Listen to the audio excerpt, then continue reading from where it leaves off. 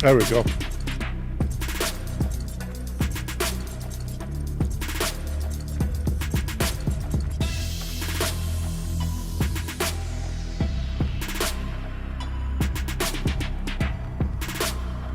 Okay, I got the right one now.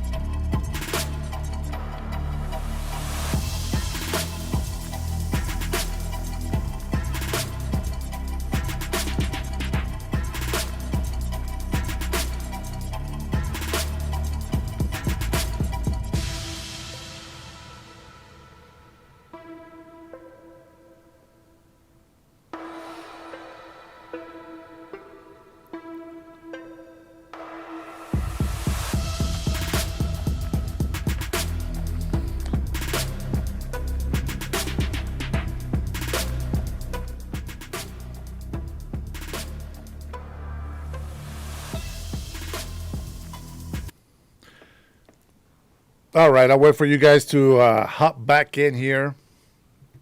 That is crazy. That is crazy. Very crazy.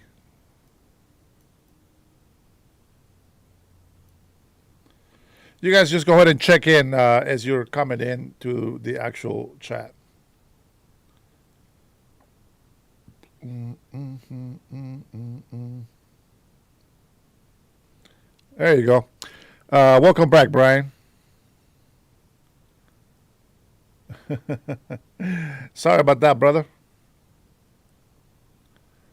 Yeah, this is the right one. So if you guys know, if you notice the title of the video, I think the other one didn't have a title, right? Yeah. I have to grab the right one, otherwise it's not gonna be the thumbnail that I put on there or anything like that. That's why. Welcome, Robert. Poor Derek. I had to kick Derek out, and couple more people had to leave.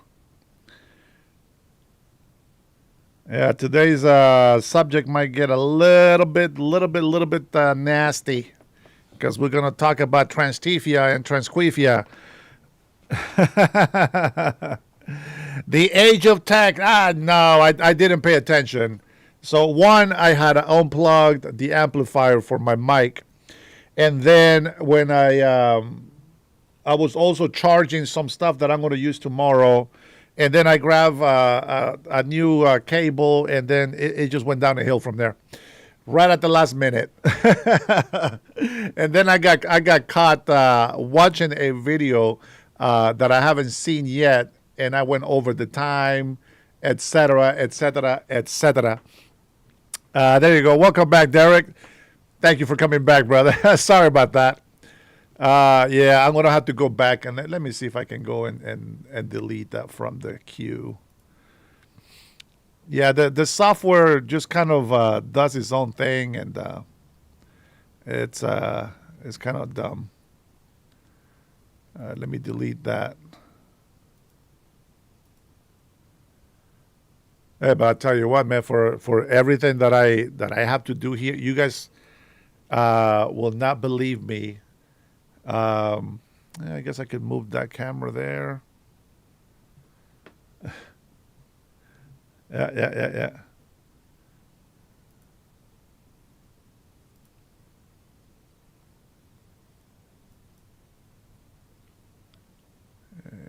Yeah, okay. Let me send a text message to our sister, letting her know that we are hanging out tonight. She's probably bored watching some other videos. Let's see if we can get our sister in here.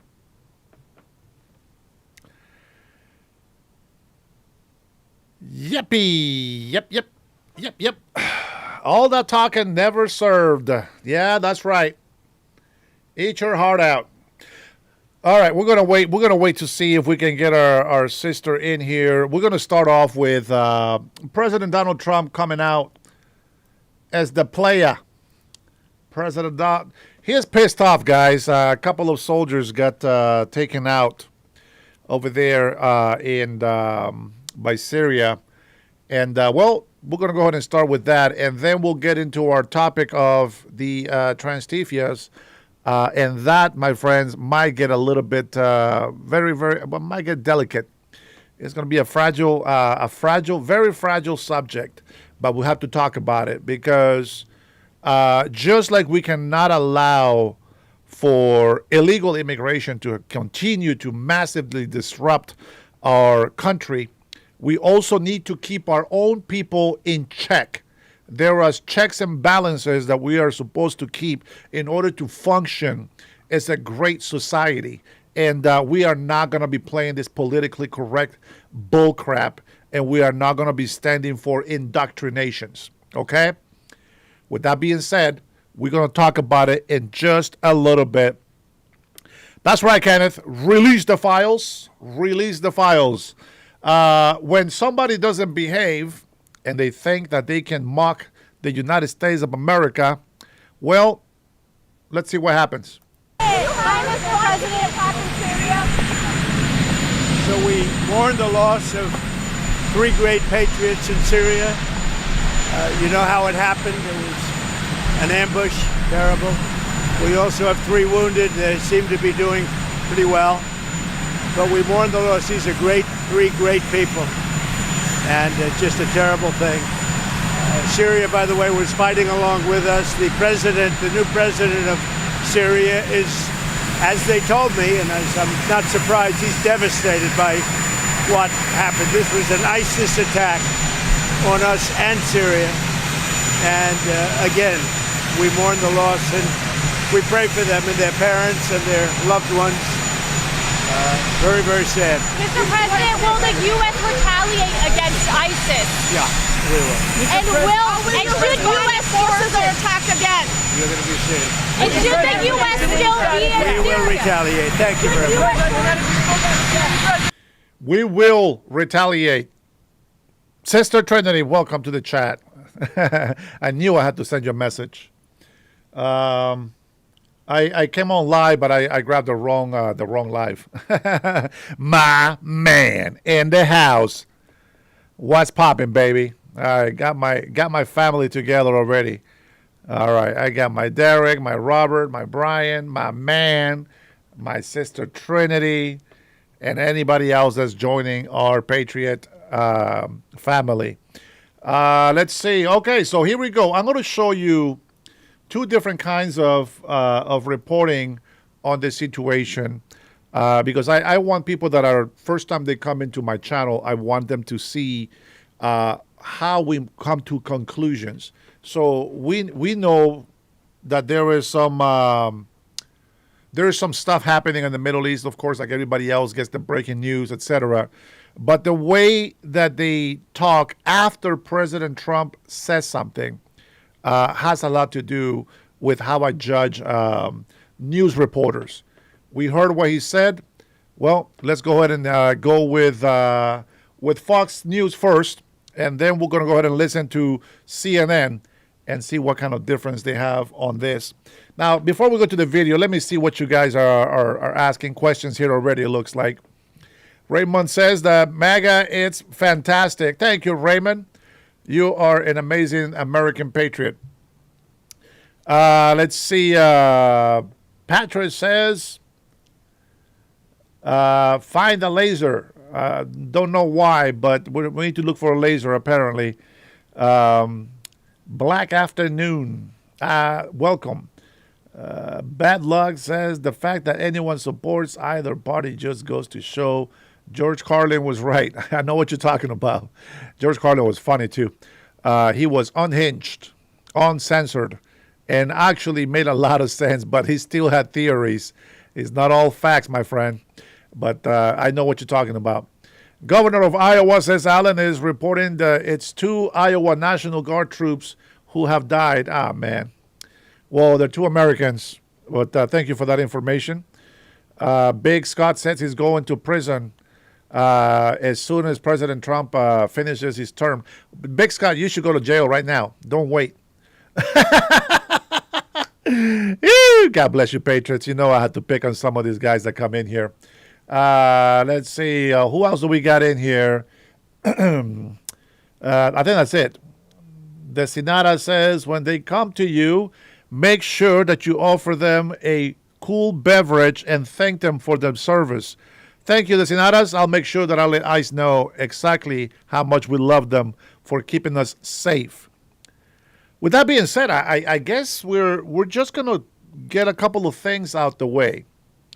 If you guys haven't seen my first short that I have published before I went live, I have another one that will be coming out at 7:30 as well, and that one is a little bit more harsh, but it's going to touch up on illegal immigrants taking jobs, like literally taking jobs for Americans.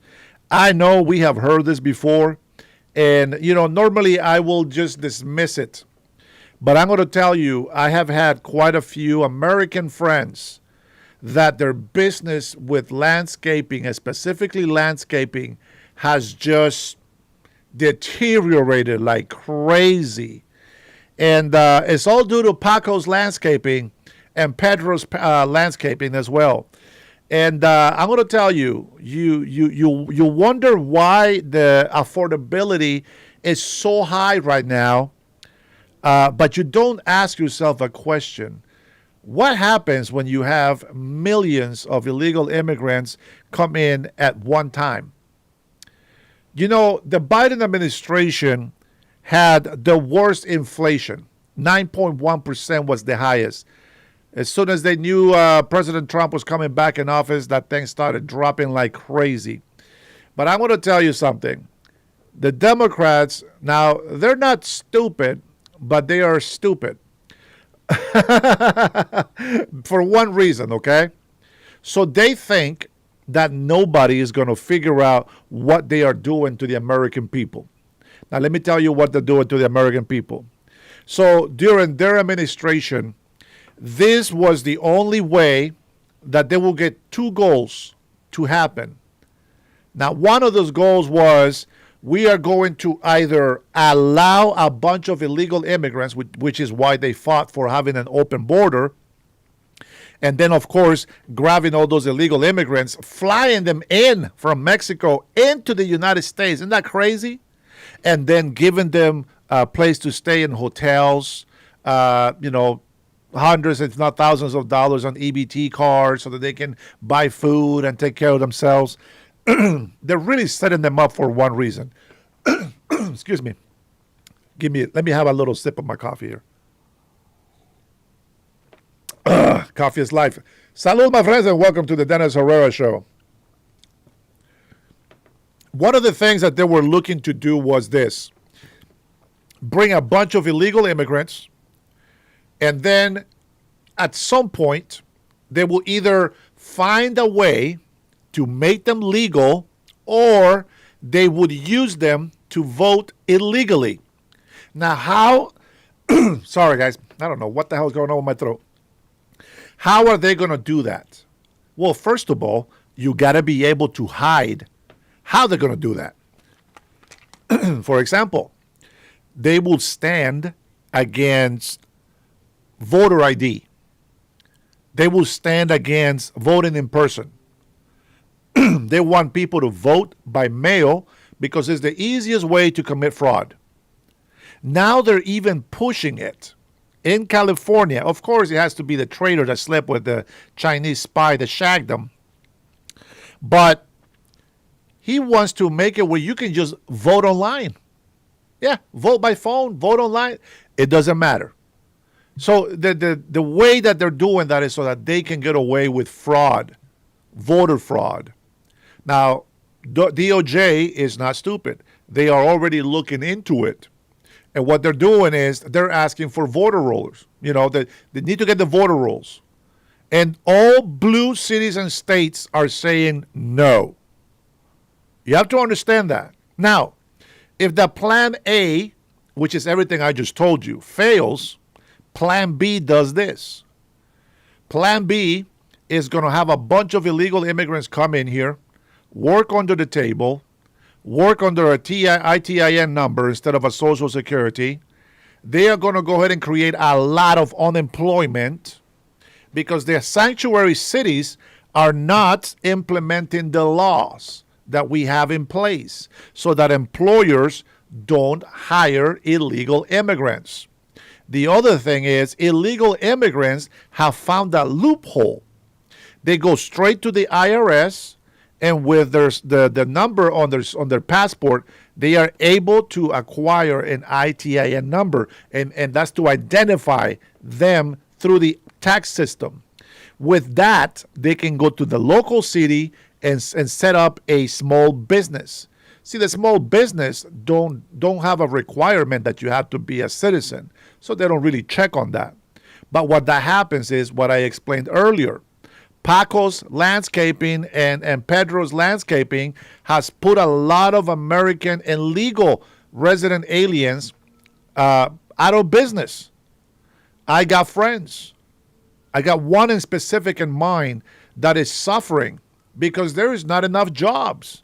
And when I talk about jobs is, there is so saturated with Mexican landscapers that it's the businesses that now they used to make good money, they're not getting the work and they're having to lay off their people, etc. So mass illegal migration has caused an affordability problem. Now, when President Donald Trump says that, nobody understands it because the people that listen to it, they don't care. They hate and they're blinded by their hate. Brenda, how are you? I don't mean to ignore you guys. Scott, I see you. Give me a moment so I can concentrate on what I'm saying. People wonder why affordability is so bad. Well, after having, and they think is almost close to 50 million, okay? I'm only talking about 21 million illegal immigrants, which is, I have said many times, they actually amount for the population of 32 to 34 United States. Imagine that. See, there's a lot of states that they don't have big population. So if they can grab all these illegal immigrants and throw them into those states, into those populations, they will be able to stay in control because they will vote for Democrats. This is why they give away the SNAP benefits. This is why they give away free health care. And of course, illegal immigrants are going to say, well, Republicans want us out. Democrats want us in. So let's keep voting Democrats in. It's a power grab. And it's very simple. You know it, I know it, we all know it, and everybody knows it. But the Democrats are fighting so hard to throw all of this under the rug. But we're not going to stand quiet anymore. See, we're going to speak out. It doesn't matter if people come in and hate us. It doesn't matter. I'm going to speak the truth. They can say all these bad things about, President Donald Trump being racist. Please, come on. We all know that he's not racist. So that thing doesn't even play with me anymore. We want Somalians out. Why? Well, let's start from the beginning. They complain about the United States of America. They call white men or Americans evil. They want their Muslim religion to govern the law of the United States of America. They think Sharia law is above American law. Think about that. They made an oath to the Constitution, to the country, and to you, the American people, that they will be loyal to this country. As a matter of fact, let me go to my profile because I have it there. The oath of naturalization for citizenship. You have to understand this.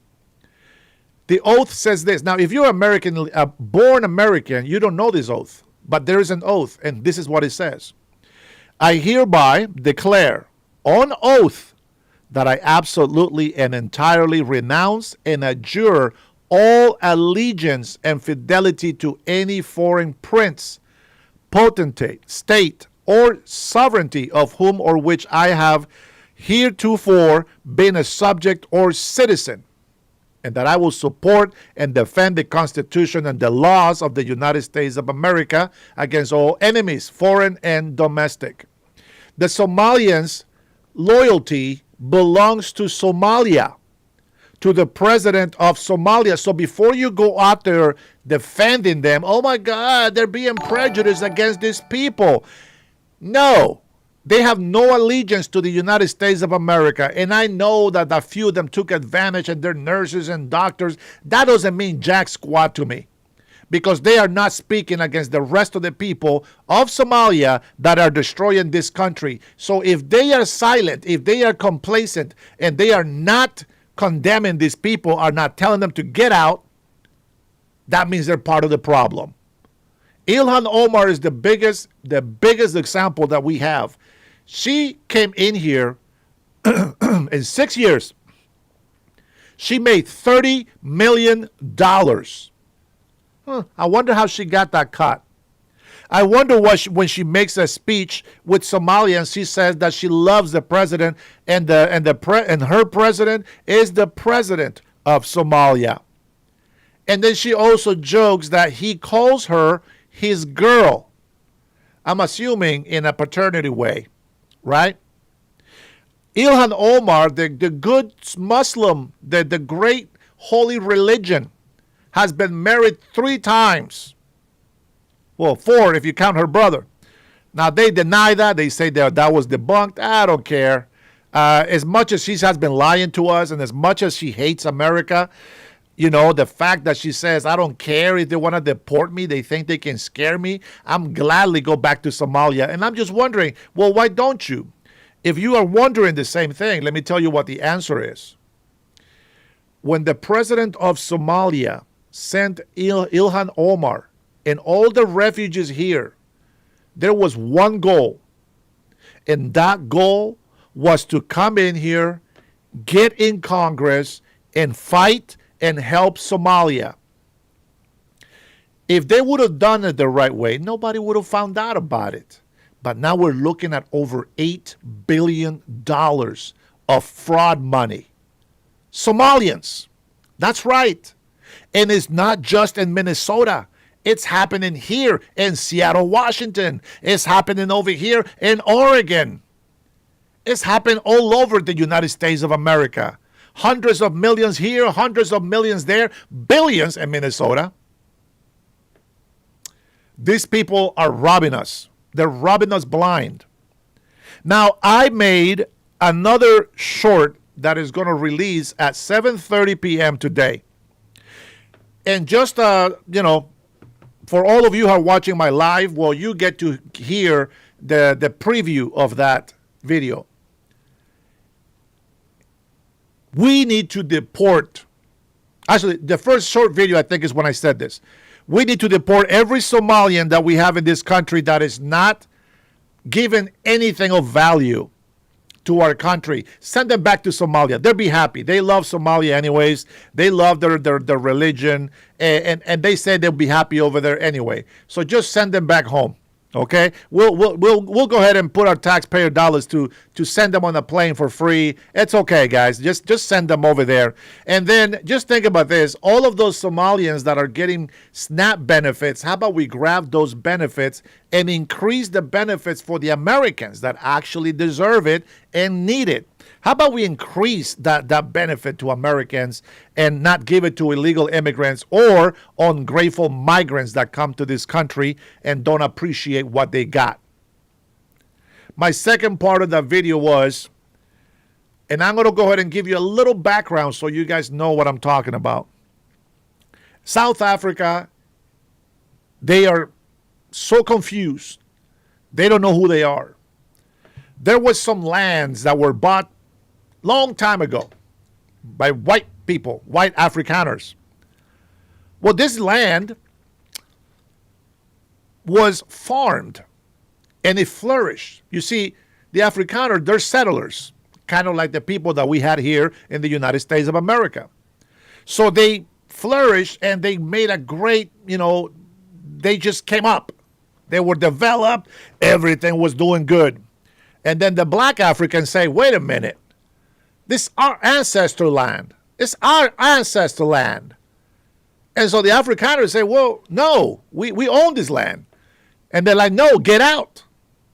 And so they found a place where they said that you cannot survive in. Check this out, guys. And God is behind it.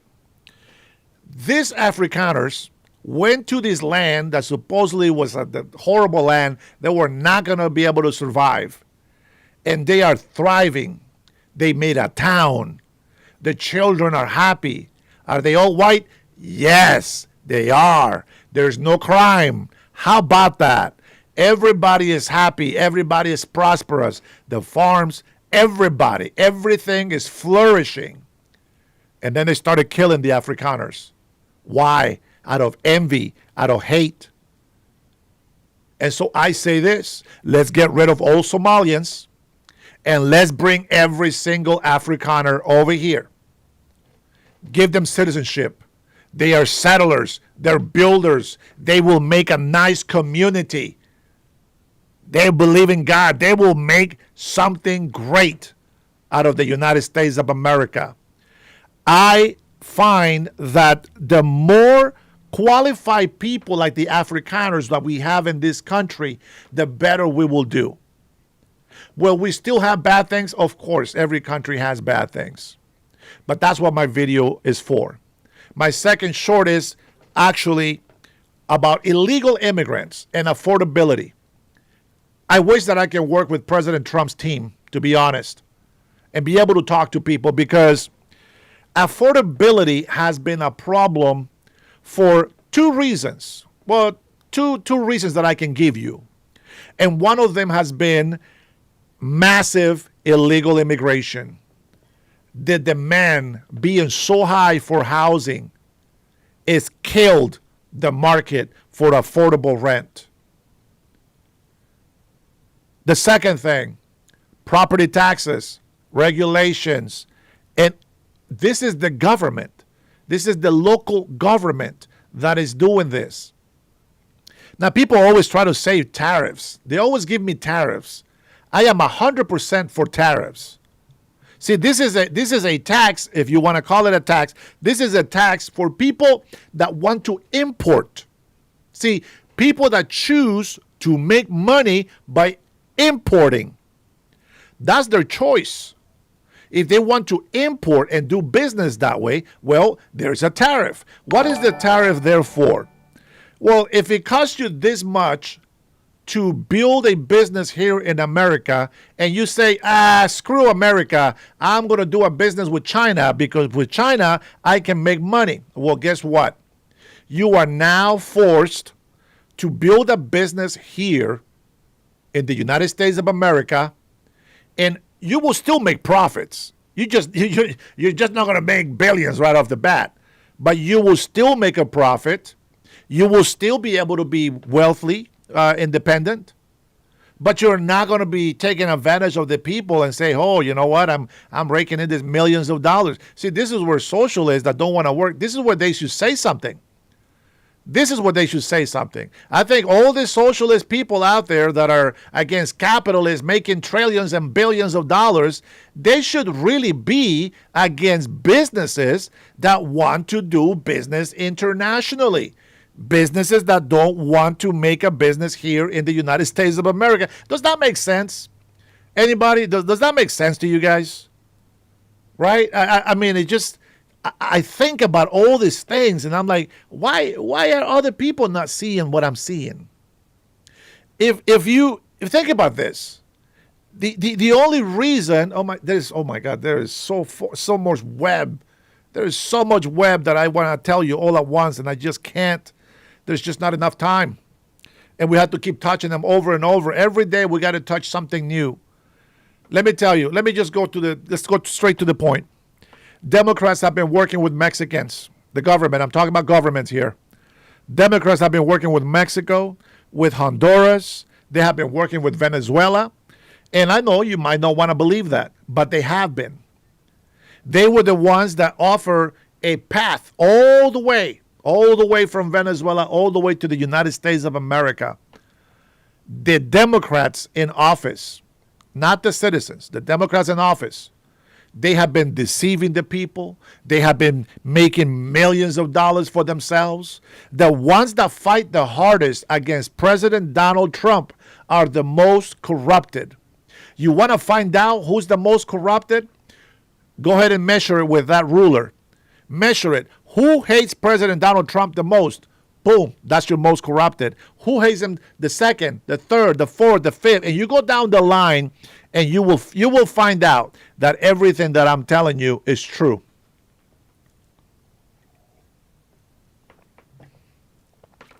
All right, that's the breakdown that I have for you today. So, affordability, you guys already know. Affordability is not affordable because of the mass illegal migration. Democrats planned it one way, they got it a different way, but either way, President Donald Trump, it's still killing it out there and is making this country great again. So let's go take a look and see what's going to happen to this retaliation that we are going to do, which, by the way, is going to be quick and swift.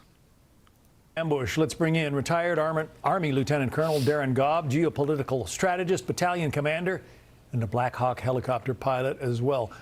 Lieutenant Colonel Gobb, a lot of Americans, I think, are a little surprised to learn that we still have troops in Syria. Lucas says there are about 900 of them. Just give us big picture. What are they doing there? Hey, John. Yes, many Americans will be surprised that we're still in Syria, among many other countries where, the debate needs to be had of whether or not we really should be there. But why are they in Syria? Well, ultimately, yes, part of that is working with the Kurdish allies of ours. But the bigger picture there is that we're trying to make sure that this Islamic caliphate doesn't actually rise out of the ashes of what many nations have dealt with over the years in the Middle East.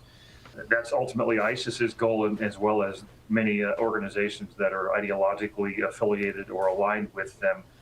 So that's the stated goal of why we're there. It falls under the global war on terror that is ongoing still. So I think that debate needs to be had of whether or not they really need to be there still. One of the questions, though, is can we trust the Syrian forces that we are working with? I want to play something from the Secretary of State, Marco Rubio, who says there are still some concerns there. Listen. Some of the elements that helped the current government come to power and drive Assad out are foreign fighters. Some of them that helped them are people that have some pretty radical views, and they're not all entirely under the control of the government in Damascus. Which raises the question, there will be a post-mortem to figure out who this gunman was who was killed in this attack on American forces. But we have to vet the people who are allowed to get close to U.S. forces. We do, and unfortunately, it's never a perfect science, because in Afghanistan, we called this green on blue incidents, where Afghan fighters would do the same thing. And so what Syria has become under essentially what is an ISIS-led government, he's just changed what clothing he wears. They've turned into a mini version of Afghanistan again. So we really have to vet them closely. We really have to figure out a way if we can or cannot trust folks, because they're going to get closer to our people for a lot of different reasons.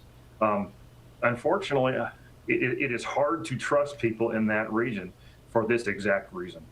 About a month ago, Syria's new president, Ahmed al-Sharaa, spoke with our Jillian Turner about the fight against ISIS just after he visited the White House, which also had a lot of people surprised. Listen to this. We participated in so many battles against Daesh, against ISIS for 10 years, and we have suffered a lot during these battles, and I have lost much of my forces in the battles against ISIS. The reasons for the presence of the United States militarily in Syria needs to be with the coordination with the Syrian government right now. So we need to discuss these matters, and we need to talk about and get into an agreement about ISIS. So it sounds like he is as committed to wiping out ISIS as the United States is. Would you agree, Colonel? I don't trust him a bit. In fact, ISIS is his background in the first place. So I would watch him like a hawk, and I would assume that somehow he's actually talking to ISIS still anyways. I don't know that for a fact, but just as many years as I have lived in the Middle East and the things I've seen, I do not believe him at all to be on the side of the U.S., and I don't believe that he's really truly fighting ISIS the way he says he is. And I think our greater debate needs to be, do American forces, the limited number that are there, need to remain in the middle of Syria and this exposed? Okay, but what happens if ISIS somehow reconstitutes after it was essentially, not eliminated, but it was brutalized during the first Trump administration? Yeah, I mean, and that's a healthy debate to have. We can't live in fear of things like ISIS reconstituting, and because that causes us to stay in countries for decades. It's the same reason largely why we're still sitting in South Korea. So, I think the debate needs to be had. It needs to be with the American people, whether or not we want our forces sitting in the Middle East, and whether or not the reconstituting of ISIS is a real threat, or if it's something else. And if there is a strategy or a strategic end state for the United States that is worth investing in assuming this kind of risk, that decision has not been made clearly, and it has not involved enough of the American people to say, yes, we know this is truly worth doing. I want to put up a map of the bases that currently exist, U.S. bases that currently exist in the Middle East, from the Sinai Peninsula all the way to the east and the Strait of Hormuz almost, and up north on the Turkish border, and then down into Saudi Arabia, obviously. We've got bases all over the place and a lot of troops in harm's way. It sounds like you would be advocating perhaps eliminating some of those bases and bringing those troops home.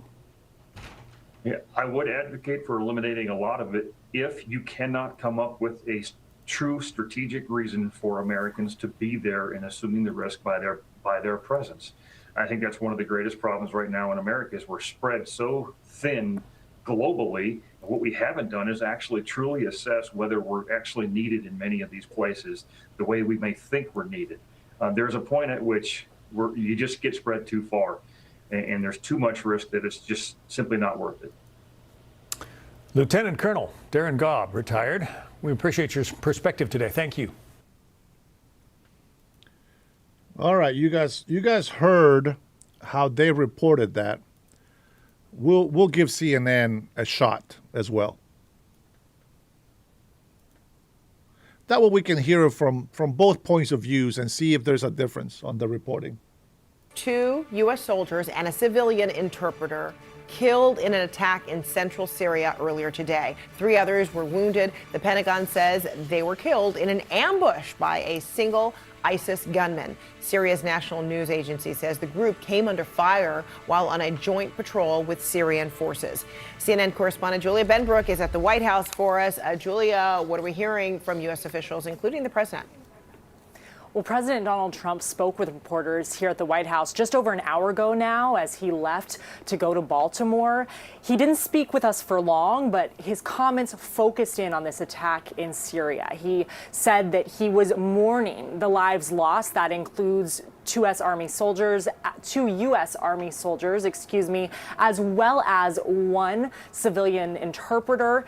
There were 3 others wounded. He said he's thinking of them as well and that they are doing well. He called this attack an ambush. He said that it was an ISIS attack both on the United States and on Syria. He promised further action. Take a listen. We will retaliate. But this was an ISIS attack on us and Syria. And again, we mourn the loss and we pray for them and their parents and their loved ones. Very, very sad. And just moments after he made those remarks, he took to social media to reiterate that point. He said that there will, quote, be very serious retaliation. He also said in that post that this attack happened in a dangerous part of Syria, one that they do not fully control, and that the Syrian president was angered by what took place. Now, according to Syria's official national news agency, this attack took place as U.S. soldiers were on a joint patrol with Syrian forces, and that U.S. helicopters intervened to help evacuate the wounded. I also want to pull up a post from Sean Purnell. He is the chief spokesman at the Pentagon. He offered some more details. He said this, quote, "The attack occurred as the soldiers were conducting a key leader engagement. Their mission was in support of ongoing counter-ISIS, counter-terrorism operations in the region. The soldiers names, as well as identifying information about their units, are being withheld until 24 hours after the next of kin notification. This attack is currently under active investigation.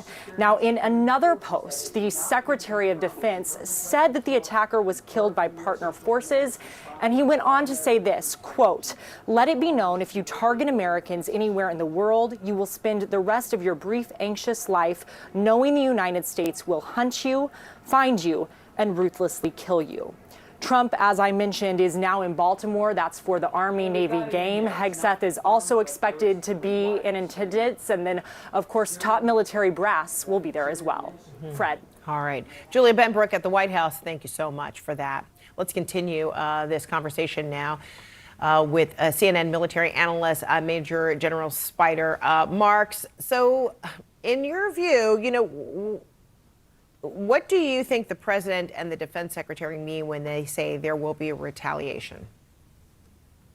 Well, when a leader of a nation makes a declaratory statement like that, you better believe him. But retaliation, in my mind, is not necessarily what they're going to do. What the United States is doing with several Syrian forces in country is they are conducting very aggressive counterterrorism operations, counter-ISIS operations. So I think the interpretation of what the president said, which frankly is pretty blunt, doesn't need much interpretation, is there will be ongoing operations against ISIS. When you look at the details of this particular engagement, a single ISIS fighter ambushed this group very tragically for the group. But the point is that ISIS fighter had direction, was part of a larger organization. That's what the U.S. is there to do, which is to rip that organization apart and render it useless. Right. So I think it's going to be more of the same. More operations will continue. Right. So underscore the risks that come with counterterrorism activity like this in a joint operation. That's all we really know about what this is, a joint operation. Maybe you have more details on exactly what it entails? Yeah, to be precise, it's a coalition operation, which means another nation, portions of the Syrian defensive forces that the United States have been working with for a while, predating the fall of Syria. So this has been an ongoing operation. So there's trust, there's engagement, there's familiarity among the partner forces in this regard. But going after ISIS is always going to be a very difficult task. And we've seen the downside, the very tragic downside of this. And a key leader engagement, as it's been described, these are routine engagements where partner forces will engage with some other partner force, trying to figure out what the next steps might look like. And every time you do that, security is very broad. There's what we call an outer ring and an inner ring of security. But can a single fighter get in? Can somebody ambush that? Very tragically, we've seen that this certainly can happen. But security remains objective number one. And these forces will not, the U.S. and the Syrian forces that they're working with, will not stop doing what they're doing. Israel has also been targeting ISIS and other terror groups in Syria recently. How much of a threat overall is ISIS right now? Well, ISIS has been attrited considerably, but they're an ideology. They continue to provide challenges. And the bigger picture now, Fred, is that Syria, with a new government in place, a new leader in place who used to be a member of ISIS, saddling up next to the United States, primarily for partnership, and that partnership means a ton of money, he's hoping. But Syria remains ungoverned space, which is analogous to what we saw in Afghanistan pre 9/11. And bad things happen when it's ungoverned.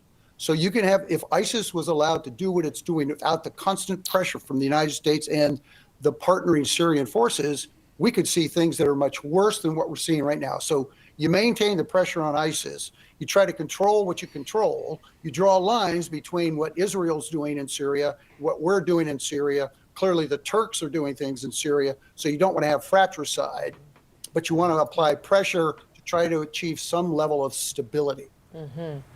The president of the United States had the Syrian president at the White House recently. What will this situation and this joint operation do to that relationship that is still kind of in its infancy? Yeah, great question. Generally, it's one of two things. It either frays the relationship, right? Or what happens is it brings it closer together. And in the case of al-Shara, the new leader in Syria, previously an ISIS fighter, he and Trump, I think, have gotten off in the right direction. They have a similar azimuth. So I think there will be tightening of this relationship, more resources against trying to eliminate those challenges to the stability that he has to establish in Syria. If anybody's going to take him seriously, he needs to be able to acknowledge, look, I'm in charge. I've got this. I'm making progress. Security needs to be job number one. Otherwise, nobody's going to join Syria. Dollars will not flow into Syria. Look, you've got to plant a flag of security. And if you do that, dollars will flow in and you can start achieving some degree of normalcy. All right. Major General James Spidermarks, thank you so much. Great to see you. Thank you, Fred. Not bad. I thought that was pretty good reporting. I think that was good. Let's see. Now we're almost to the time where we're going to be touching some delicate transtefia comments, and some people might not like it, especially if they're here visiting from the left. But it has to be said. It has to be said. I stand firm. Massive illegal immigration has taken businesses. Now, it's no longer just jobs. Businesses from American people and resident aliens, that have all the rights of the American citizen except voting. But massive illegal immigration has been the biggest problem, and that's what I blame on affordability. When there is not much gas demand, prices go down. When there's not that much demand for housing, housing goes down. When the houses cannot be sold on the market, the house prices go down. It's just a fact. That's just how it works. You know what they did for Black, what do you call that? Black Friday? Okay, so what they did for them to still make money of the Black Friday sale, you know what they did? Even though they have been, the taxes were raised really high, they found a way to sell things a little bit more expensive. And people were looking for these items, and so they ended up still making the same money sales than the previous years. But that's just a way to go around it, and you shouldn't have to, okay? Now, the other thing that is really affecting us is illegal immigrants taking benefits from the American people. You have to understand something. And I honestly, I was listening to I was feeling a little bit, what do you call it? A little bit, I know I've been here for almost 4 decades, but I was feeling a little homesick from Honduras, and I was listening to the politics, the news channels, and everything from Honduras. And one of the things that I'm so happy to hear, because you have to understand something. When we are educated, we think better, okay?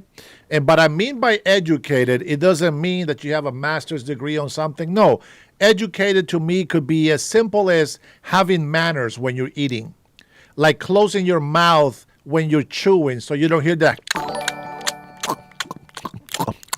like some pigs are eating, right? You close your mouth. Even if you look like a cow like me when you chew, it doesn't matter. Close your mouth. It's respect. That's education. To me, you're educated. You got manners. Respect your elders. Here, I'll give you an example. Since I was little, I have always been very diplomatic, especially in Spanish, which is my primary language. I've always been very diplomatic when I talk, and that's the way they call it when a kid talks like an adult. In school, when I was in 2nd, 3rd grade, this is 1st through 6th grade in elementary. When I was in 2nd and 3rd grade, the director or the principal here position, the director will ask me to speak to the class, to all the alumni during our civics meeting. Over here, you guys call it the assembly, right? The school assembly.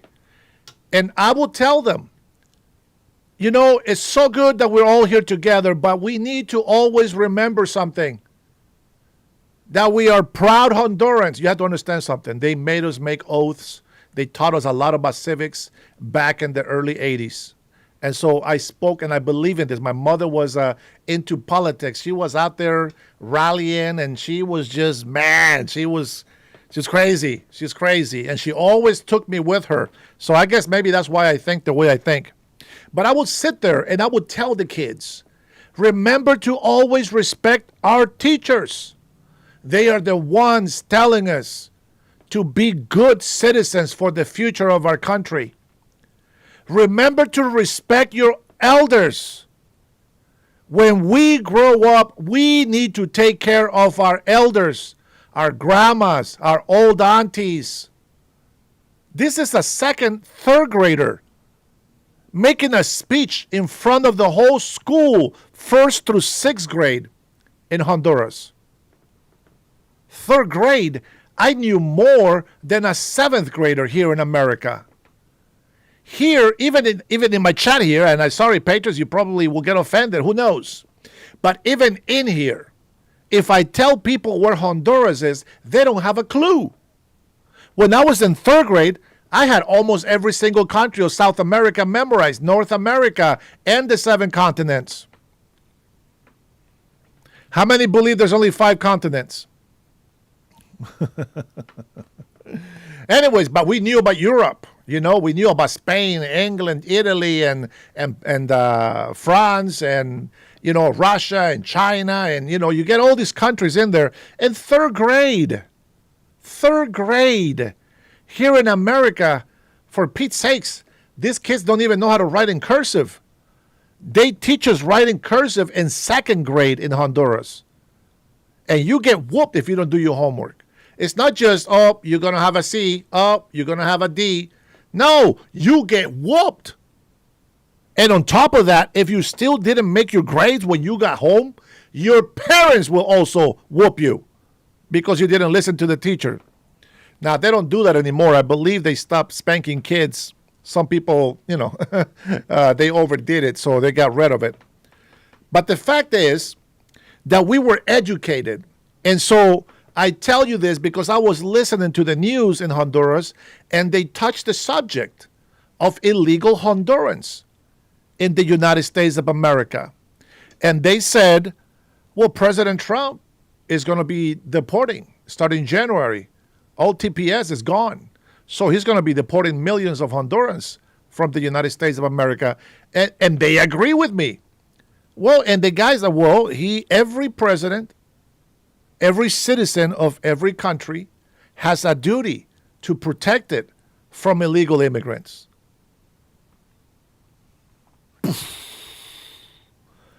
Why doesn't the Americans think that way? Tell me, why do Americans think so dumbly? It's beyond me. It's beyond me. I'm going to share a clip. This is an old clip, but I'm going to share this clip. How many knows who Nigel is? Nigel Farage, I think, or Farage. I don't know how to pronounce his name. I think it's Farage. How many know of Nigel? Listen to this response so you can understand why I say what I say about affordability. Pay attention to this. Okay, let me read something here. Danielle says, my son is 10. He is a super smart, super bright. He's homeschooled. At 10, he knows more than 20-year-olds. Danielle, Trinity is doing the same thing, and I believe you. I believe you. The schools are more interested in telling you that your boys are girls. That's what school is interested on. Oh, thanks for the super chat, brother. That Chicago government can close because almost every member are not in favor of the tax for the next year of Brandon Johnson. Oh, that's not everything. They are also committing fraud in Chicago. I think I mentioned that yesterday, right? They're committing fraud in Chicago where the aldermen, the council people, they make more money than the actual governor. They're making over $250,000, $230,000 apiece. They're committing fraud left and right, brother. And they're giving billions, not millions, billions to illegals, to other countries. We are supporting who knows how many countries. This country's so rich, but we're not going to stay rich if they keep giving away our money. All right, so for those that don't believe what I said about affordability, about housing, and all this other stuff, let's take a listen at this quick little video, okay? Let's see what happens here. You are online on a website called Cameo where you'll record paid shorts of you doing roasts or pep talks for people. I was just wondering, your cheapest ones you do are £70. If I paid you £70 now, would you admit that this country would be nothing without our rich history of immigration? Well, I tell you what. This country would be nothing without all the massive immigration. You heard that. If it wasn't for the migrants, you heard that. Let's see what Nigel says. Mind you, I'm from Honduras. This man is from England. He is more educated than I am, I think. He is older. I'm not 50 yet. And this is what's gone wrong. Because you talk about immigration, and it ran from after the war up until the millennium at net 30 to 40,000 a year. And yes, it worked. In fact, we had the most successful immigration policies of any country in the whole of Europe. No question. Now, it is so totally out of control. Just think about this. 2.5 million people have come in the last 2 years. You wonder why you can't get a house. You wonder why your rents have gone up 25% in 4 years. You wonder why our infrastructure is struggling. You wonder why we have to build a new house every 2 minutes just to cope with the numbers. And that's the issue. It's now running at numbers that are literally unimaginable and are diminishing the quality of life of everybody in this country. And frankly, this should be the biggest issue of this election. You also run you are online on You got that? Did you guys get that? You guys got that, right? You guys understood that? Because that guy speaks real English. My English is horrible, according to a lot of people that come in here. I don't speak good English. My accent is terrible, they say, especially all the beaners that come in here because we know they're illegal. So they don't speak good English, so they got to make fun of my English. But that guy actually speaks English. And he said exactly what I say. Now, that was a message from a long time ago. England has fallen. They have gotten so corrupted. How? You will say, oh my gosh, nobody will be able to figure out why England has fallen down. Well, I've said this many times before. We call it a Trojan horse. We disguise something as a gift, and then we infiltrate right into the heart of the city. Somalians are not the only ones. Palestinians, Muslims, they come in and they infiltrate into our government system. They come into our council city. They come in as mayors, governors. Even illegal immigrants are being appointed by Democrats as mayors of towns, of cities. Ilhan Omar, Rashid Tlaib, that Indian from here, from Seattle, Pakai Man or whatever her name is, that witch-looking face. They're in Congress. They're in the Senate. They are serving in office. That is how they're destroying our country. But right now, we still have enough strong people to fight against it. Well, guess what England has as well? Muslims in their Congress, in their house. Muslims are serving in the government for England. I don't make this up, folks. But it's common sense. You just got to look at it and figure out, hey, wait a minute, what's going on there? Yeah, no, I love old people. I love old people, but I refuse to be a doormat. I am nobody's doormat. You have to understand something. I love old people, but I don't think a white man or a black man are better than me. We are here. I don't care what nobody says. I don't think a rich man or a middle class man is better than me. We are all here. They can get more materialistic things, but I have true love for my children, and we are united, and I have my wife with me. And I have the most important thing above all else, and the best thing that can ever happen to me that I will never, ever lose, because all I got to do is choose. And that is God Almighty, who is on my side. Jesus Christ, that's my treasure. So I don't care what skin color, what social status you have, what economic status you have, whether you think you're a king or the president or a congressman. You are no better than me, and I am no better than you. We are on the same playing field. The decisions that we make in our life is what differ one from another. But just because you have a yacht, it doesn't mean that you're going to be happier than me. Would I want a yacht? Of course. Yeah. Do I want a big? Of course. You know, what's crazy is I wish I had a big enough house, and I just want to have like one of the biggest rooms so that I can make it a nice studio. Like, it's crazy. I know it sounds dumb, but that's what I want. I want to have a nice studio. Why? Because I like to work. I like to be able to edit. I like playing with photos. I like playing with videos. I like touching sound. I like doing all kinds of stuff. And that to me is a toy I love doing. I won't be able to do lives like this forever. Or maybe. Who knows?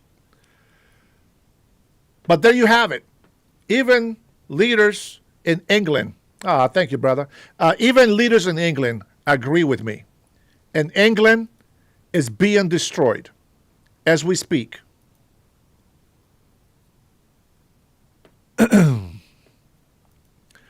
Let's switch to our next story. I don't really like Mike Pompeo, but we'll see what they got to say here. Tend on seizing more oil assets from Venezuela and other tankers? I wouldn't tell you that. I mean, it wouldn't be very smart for me to tell you that. We are knocking out drugs at levels that nobody's ever seen before. Every one of those boats you see get shot down, you just saved 25,000 American lives. But we knocked out 96% of the drugs coming in by water, and now we're starting by land, and by land is a lot easier.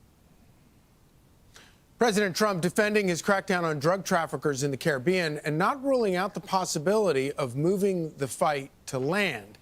It comes as the U.S. seizes a Venezuelan oil tanker carrying sanctioned oil, which the Justice Department says was part of an oil shipping network supporting terrorist groups. Fox News contributor and former Secretary of State Mike Pompeo joins us now. Great to see you this morning. Thank you for joining us. So this is it was a pretty amazing raid to watch. And I understand that this is not completely unprecedented. But when you stop and think about it, and you think about how many sanctions we have around the world on countries trying to sell oil, it's kind of amazing that this doesn't happen more often. Well, good morning, Charles. It's great to be with you. I think you're exactly right. We all know this. Sanctions without enforcement are meaningless. You can write it down on a piece of paper or pass an executive order, but if you're not willing to do the hard work of actually stopping the flow of whatever it is, narcotics or oil or whatever it is that's been sanctioned, it's not very meaningful. I think what President Trump is demonstrating is that you can do this. You can do it in a way with tactical excellence. That was quite something to watch. Yeah.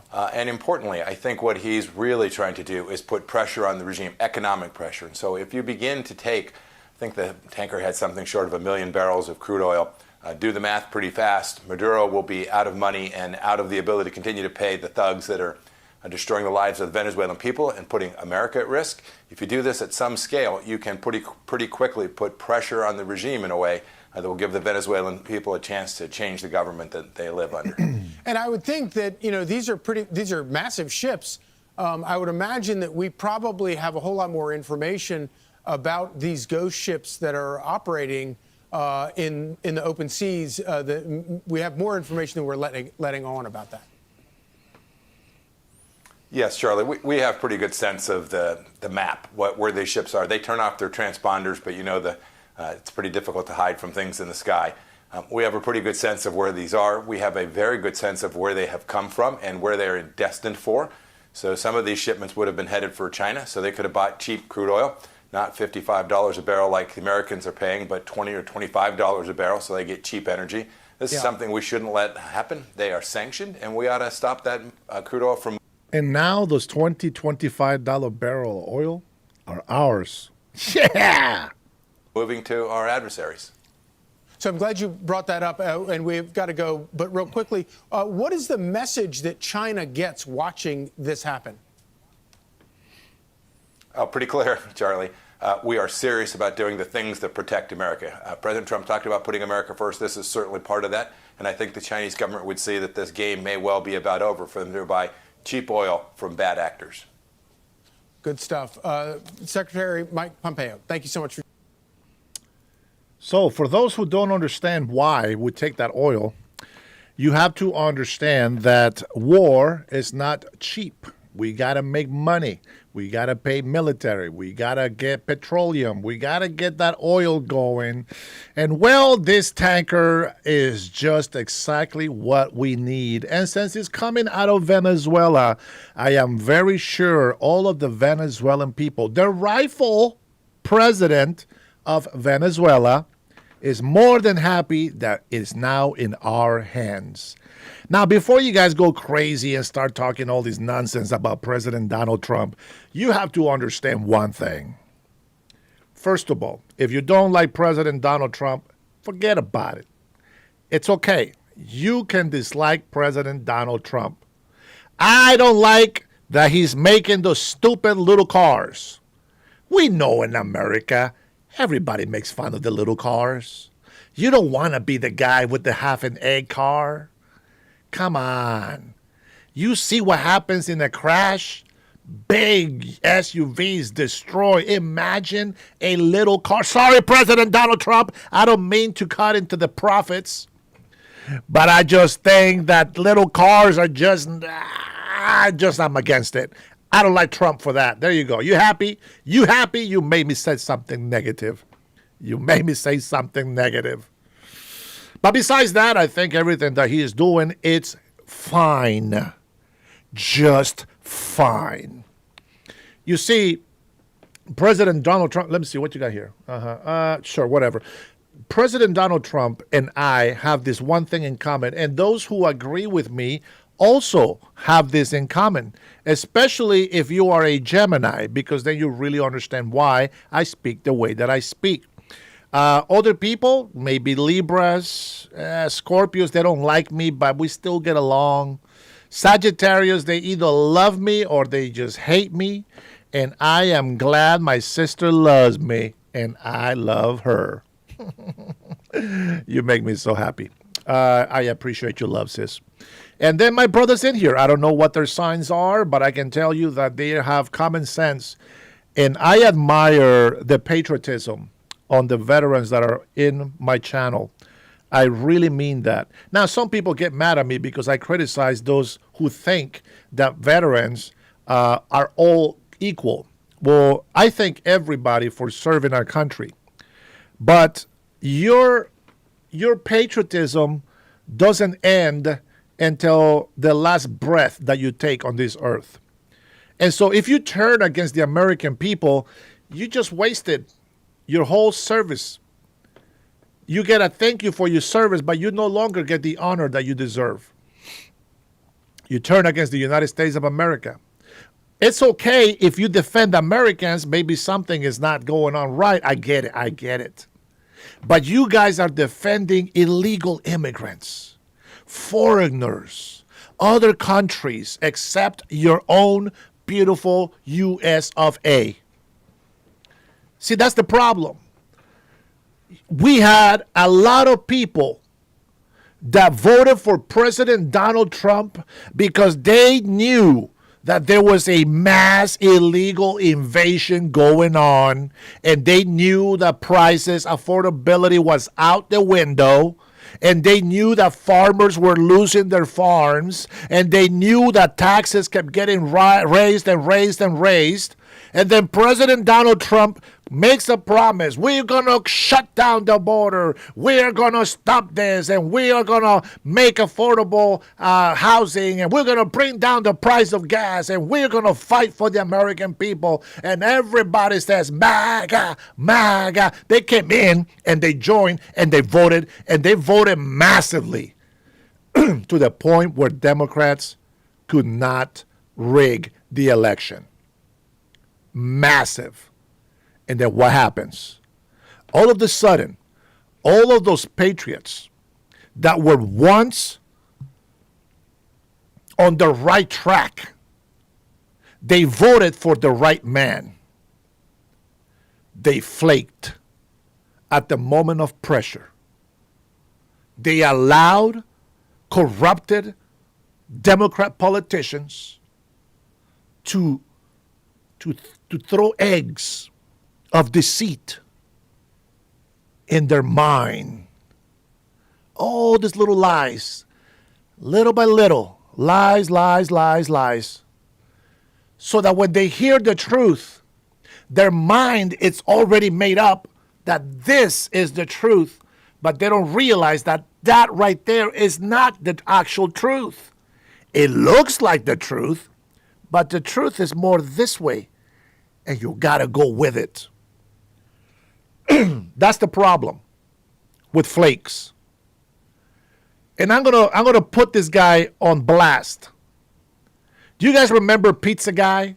The guy that comes in here? He actually does super chats. He actually supports my channel sometimes when he comes in here. Well, that's Quirky. That's Quirky guy, the Indian guy. I went to his channel just to check, to see who the hell was Pizza Guy. And I went in there and I was listening to a video that he made. I'm not going to lie. I almost choked up. Not because President Trump is wrong, not because of anything that's happening is wrong. No, but because of what he believed. Every leftist, corrupted, Democratic point, he was speaking out. And it makes sense to him. And I'm being here. I'm sitting there with teary eyes listening to him. And the reason why it touches me is because when he comes to my live, he puts in $20, $10. And I know he's working hard. And I know he even when he disagrees with me and gives me a bad comment, he's blessing me.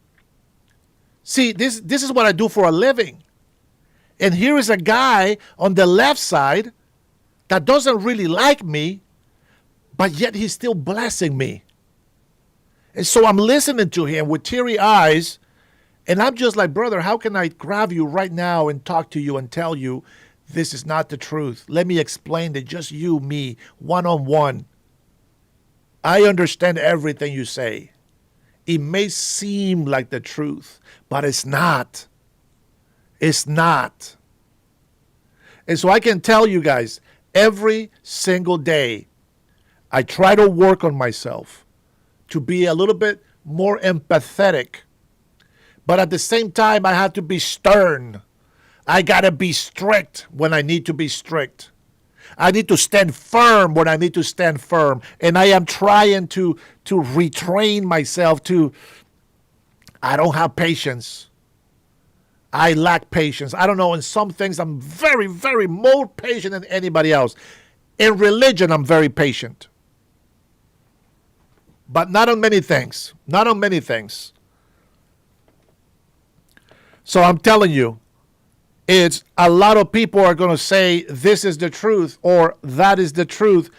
What you got to do is listen and go do some research and then find out what the truth really is.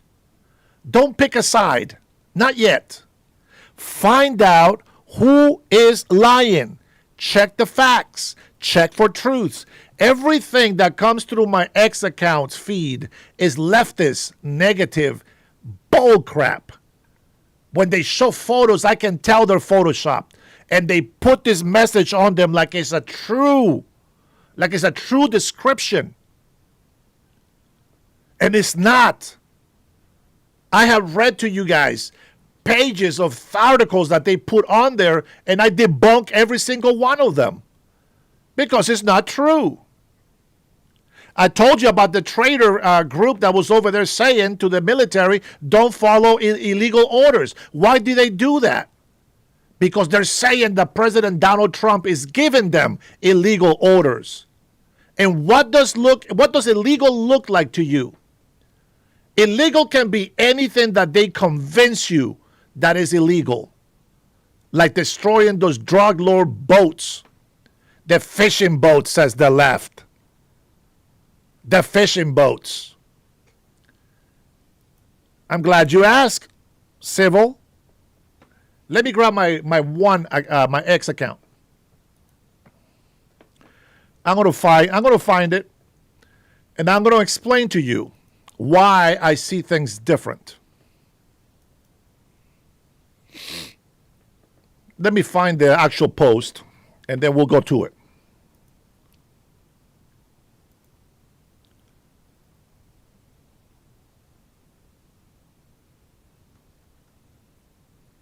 They say gas prices are not down. I took a picture of the gas that I put in last night. I showed it to everybody. They said I was lying. There's only so much I can do. There's only so much I can do. Why don't we take a look at 8 impeachable offenses? So here we go. I'm gonna let you guys get dirty here. I'm gonna let you guys get dirty. So go ahead on the chat. Number 1, impeachable offenses. President Donald Trump. Let me spread it out. Maybe I can open it more. Okay, there we go. 8 impeachable offenses. Number 1, deploy U.S. troops against civilians. Who on the chat says that's true? Let's play it that way. Let's go.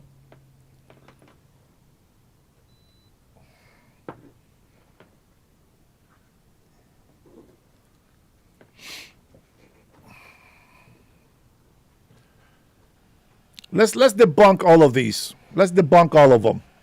And I'm going to tell you why they're not true.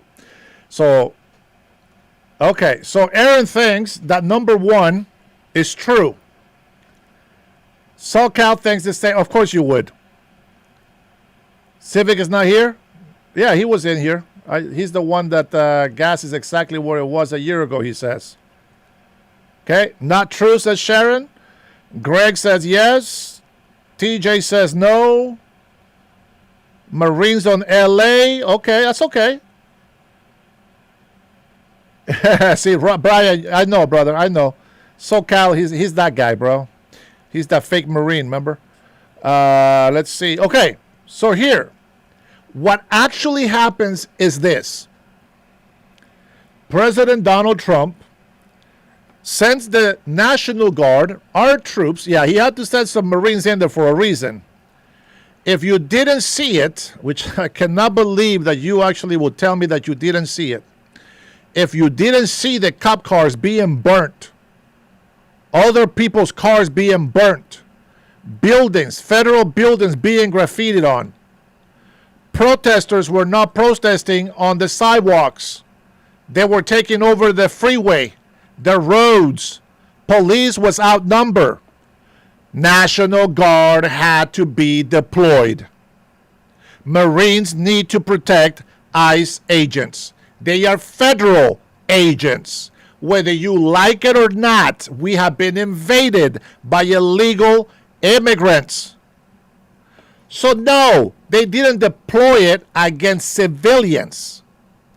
They deploy it to protect our federal agents and our buildings. Those who committed riots that started throwing rocks, that's what they're for. Those are not civilians, those are terrorists. Debunked. Debunked. The military is there to be there against criminals, not law-abiding citizens. Civilians, because they're not military, but they don't specify that they are there to be against criminals, not law-abiding citizens. See, there's a big difference on the wording. If they would have said deployed U.S. troops against illegal immigrants or citizens that were committing riots, I agree. But there it is. You know, maybe you should be in Honduras, because if you don't know how America wins their freedom, you don't know jack squat about this history of this country. This country is not free because of cowards like you. This country is not free because Americans just stood and did nothing. This country is not as powerful and great and free because morons like you allowed illegal immigrants, foreigners, to come and destroy our cities. So maybe you should go live in a third world country. But in this country, we respect the law. We will have order. We want our country to be peaceful, prosperous, and we want to live the American dream. The American dream does not belong to illegal immigrants, period. And those anchor babies that stood against our federal and our police officers, those are traitors to this nation, and they should all be in jail. I saw you comment. I saw you comment on one of my videos. And I'm glad you're at least trying to watch some truth. You guys forget. You guys forget what happens in this country. You guys forget, but I don't. I don't forget. That's why I try to record as much as I can. Remember this one? Remember this one right here? Go ahead. Go ahead, SoCal. Go ahead. Remember. Tell me what this is. Hurt and no one is injured, and it doesn't escalate from here. Look at the flag. Yeah, Guy, I see there it is. You Mexican it out. flag can, you know. This ain't Honduras. Shut the hell up. Shut the hell up. That's why, my friend, you are wrong. Look, the American Constitution, the same bullcrap that you and your leftist lunatics be spilling on us every single day. Look at your Constitution. Look how the foreigners spit on it. Look what they're doing to your country. If you're even American, you're probably an illegal immigrant. You're probably one of those beaners that needs to go back to the third world country. This is the United States of America, my friend, and I do not stand for this. You know, this. Look at that, somebody's car. I don't stand for that. And we need somebody in California that's going to stand against this crap. That is anti-American. That is anti-constitutional. So you might need to go back to your third world country, SoCal. You don't belong in the United States of America. Look what your Constitution, look what they're doing to the Constitution. Oh, Berniel, thanks for the super chat, brother. Man, come in here throwing flames, man. This guy's, bro. I don't understand. She said the Constitution stands for that. You must be out your damn mind. Tell me where in the Constitution says burn cars, destroy civilian property, destroy small businesses. Tell me where in the Constitution it says that. Nowhere. You are not American. You're probably just an anchor baby. That's why you don't appreciate what this country stands for. And I'm an immigrant, and I am more American than you will ever be. Open your eyes, man. This is what you want. Criminal activity that I hope is people are held accountable for. And I'm talking about the riots right here. Riots. That's unconstitutional. Protest peacefully. That is the opposite.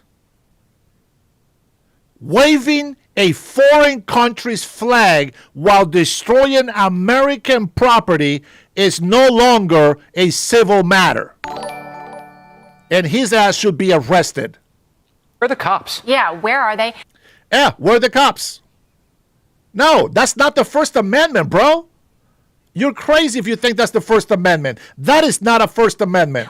You know, let's hope that no one is hurt. That is not a First Amendment. Yeah, Derek, absolutely. It sounds like he is against the Constitution. See, I don't understand. These people, they think that the Constitution says, hate your country. No, that's not what the Constitution is. Not for them. The Constitution is for Americans. This is why I keep telling you, it's for Americans.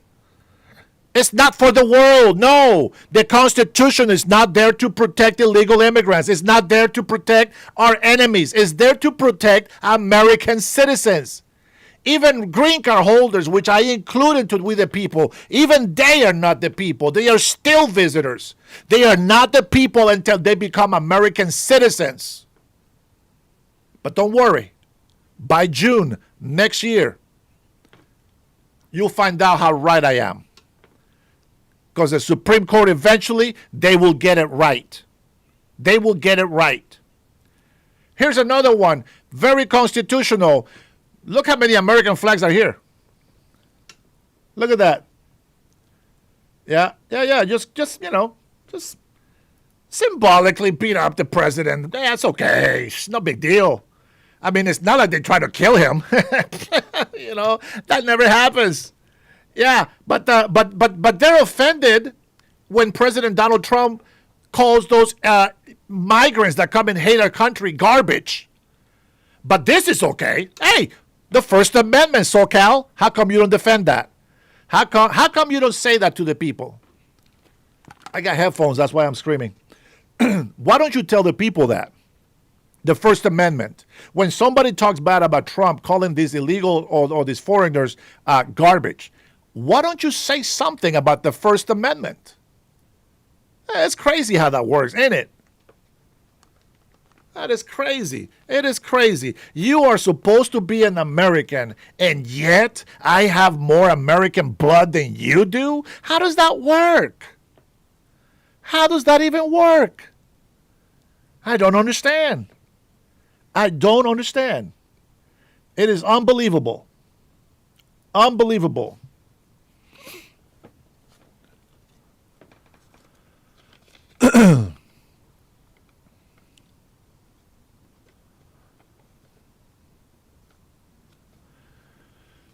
Thank you, Berniel, for the super chat, my friend.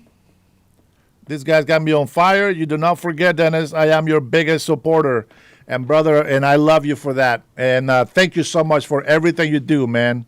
I was wearing your merch the other day, last couple of days.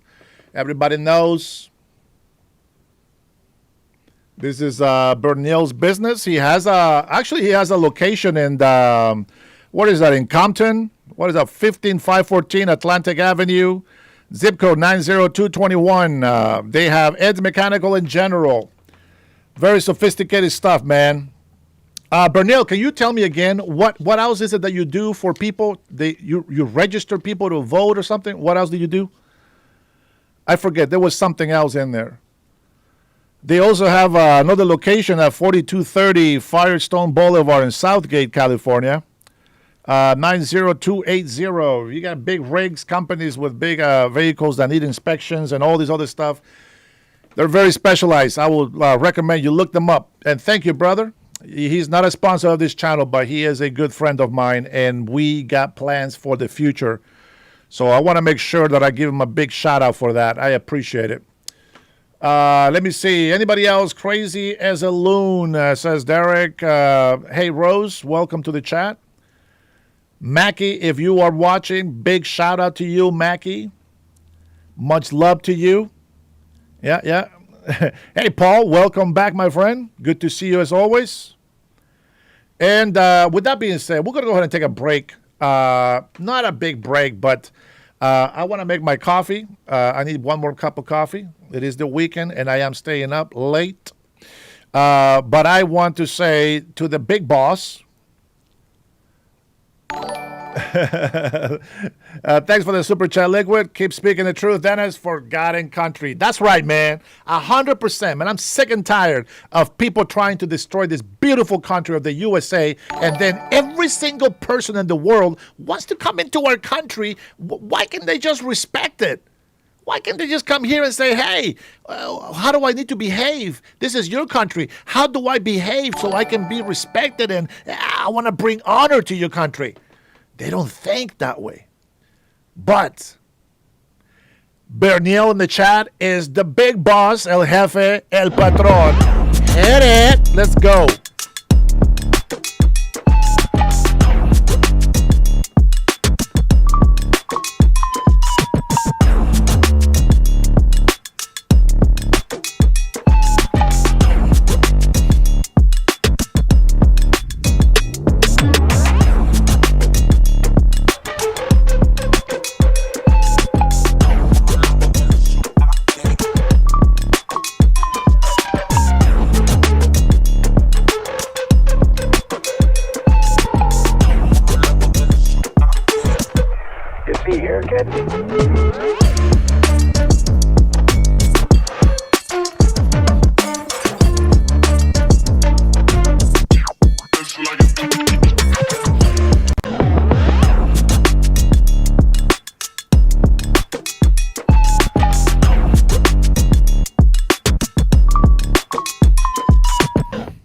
The big boss, el jefe, el patron. Bernie in the house. Berniel in the house. Let those emojis ring, brothers. Let those emojis ring. You know what? Paul Salsi, you still here? What's that smell, man? Oh, that's right. It's the transquifia in the house. We smell transquifia and transtifia in the chat. Some of the libtards have come in here and snuck in. All right, guys, let them continue to comment, man. I don't mind them commenting here. They're dumb, but I hope that one day they get to learn something from patriots that love this country. Hey, thanks for the subscribes, man. I appreciate that. Let me see what other video. If you guys forgot, this is what freedom of speech looks like according to SoCal. Look at that. Freedom of speech, guys. You know, just peacefully protesting. Not a riot. No need for the National Guard. This is normal. First Amendment, guys.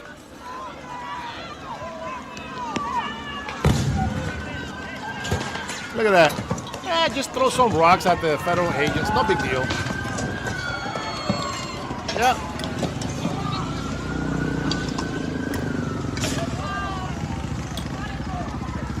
First Amendment, guys.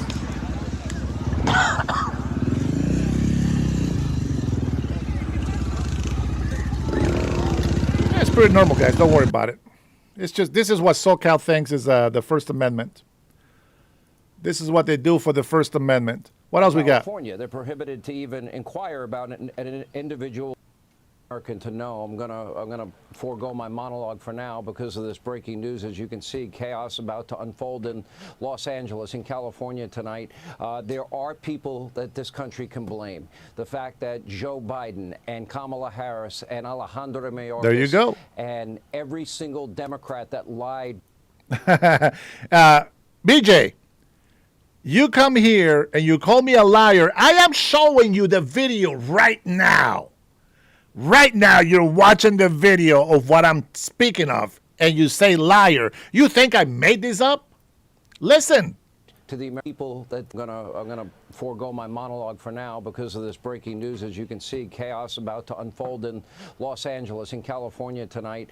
There are people that this country can blame. The fact that Joe Biden and Kamala Harris and Alejandro Mayorkas and every single Democrat that lied to the American people and said the border's closed, the border's secure, the border's closed, border's secure, and told you.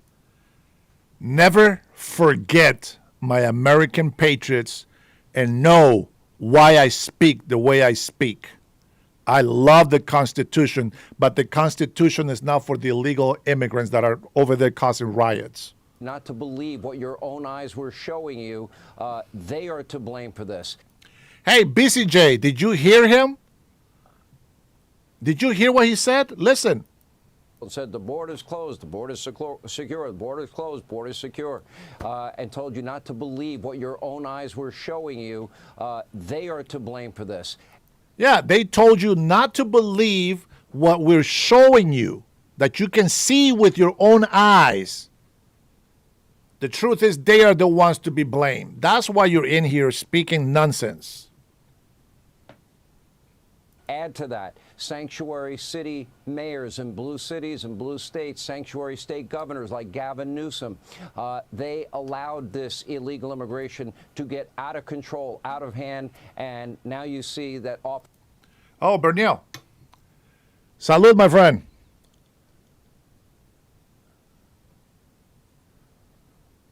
You will be getting one of these mugs, Bernil. Just heads up. I ordered 10, but they're all gone because this was number 10. I'm keeping one, and I am gifting 9 to my patrons that already sent me emails. One for them is for sure for yours, my friend. So you're going to get that one. Watch out, guys. Because Jay's 1973 says misinformation, guys.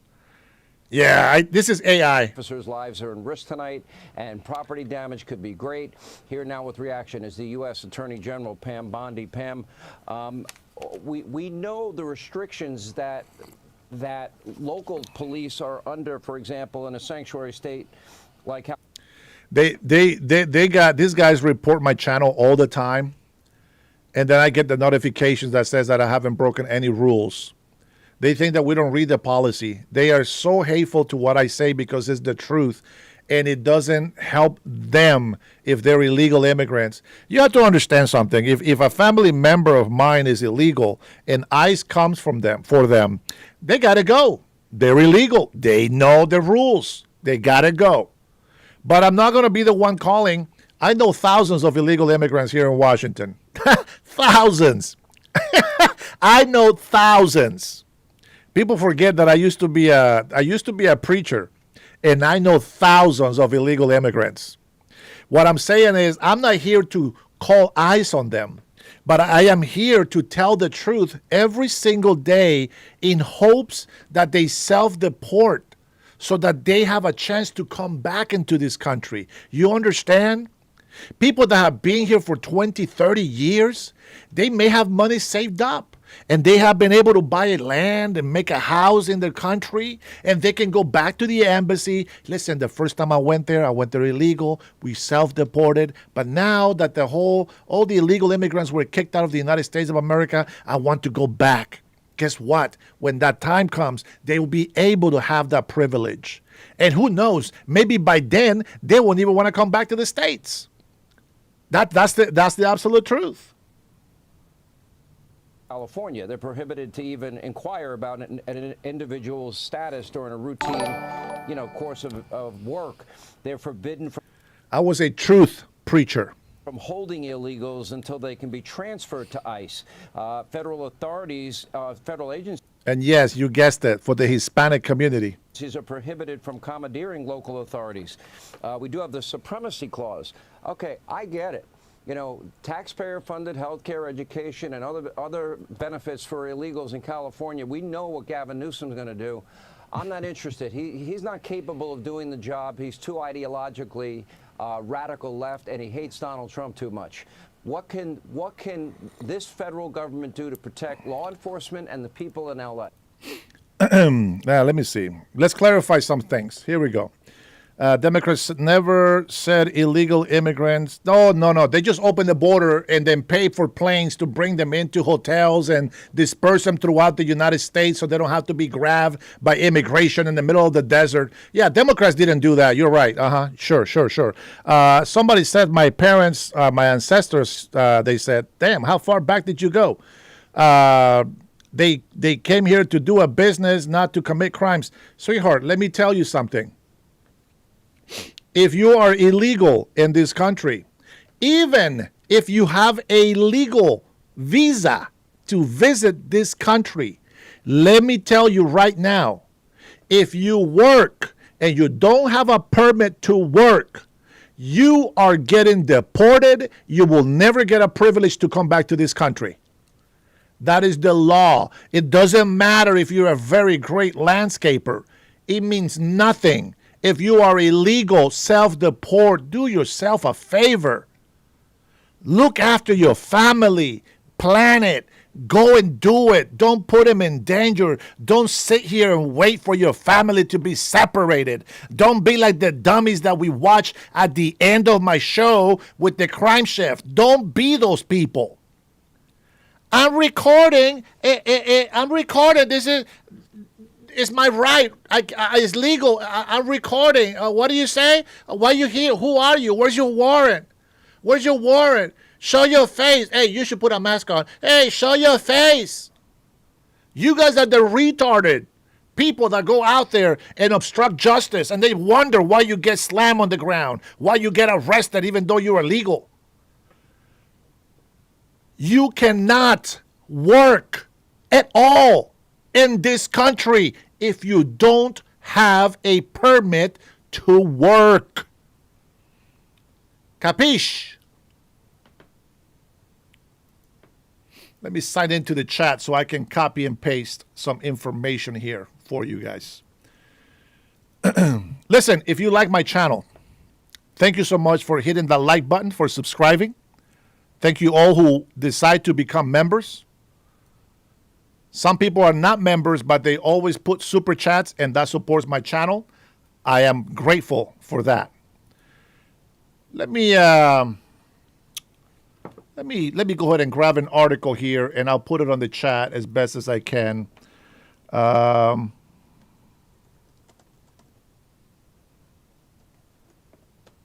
Let's see. How about we look for this? Consequences of working without. I don't know if this will pull it up. Without authorization. I'm not sure if I'm going to be able to grab the whole paragraph, but we'll break it in pieces, okay? Here we go. Let me put this one in and see how much of that I got. Okay, so all the way to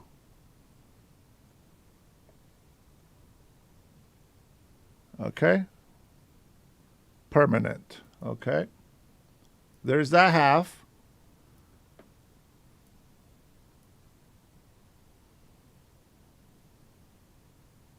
And I'll put that half. There's still more.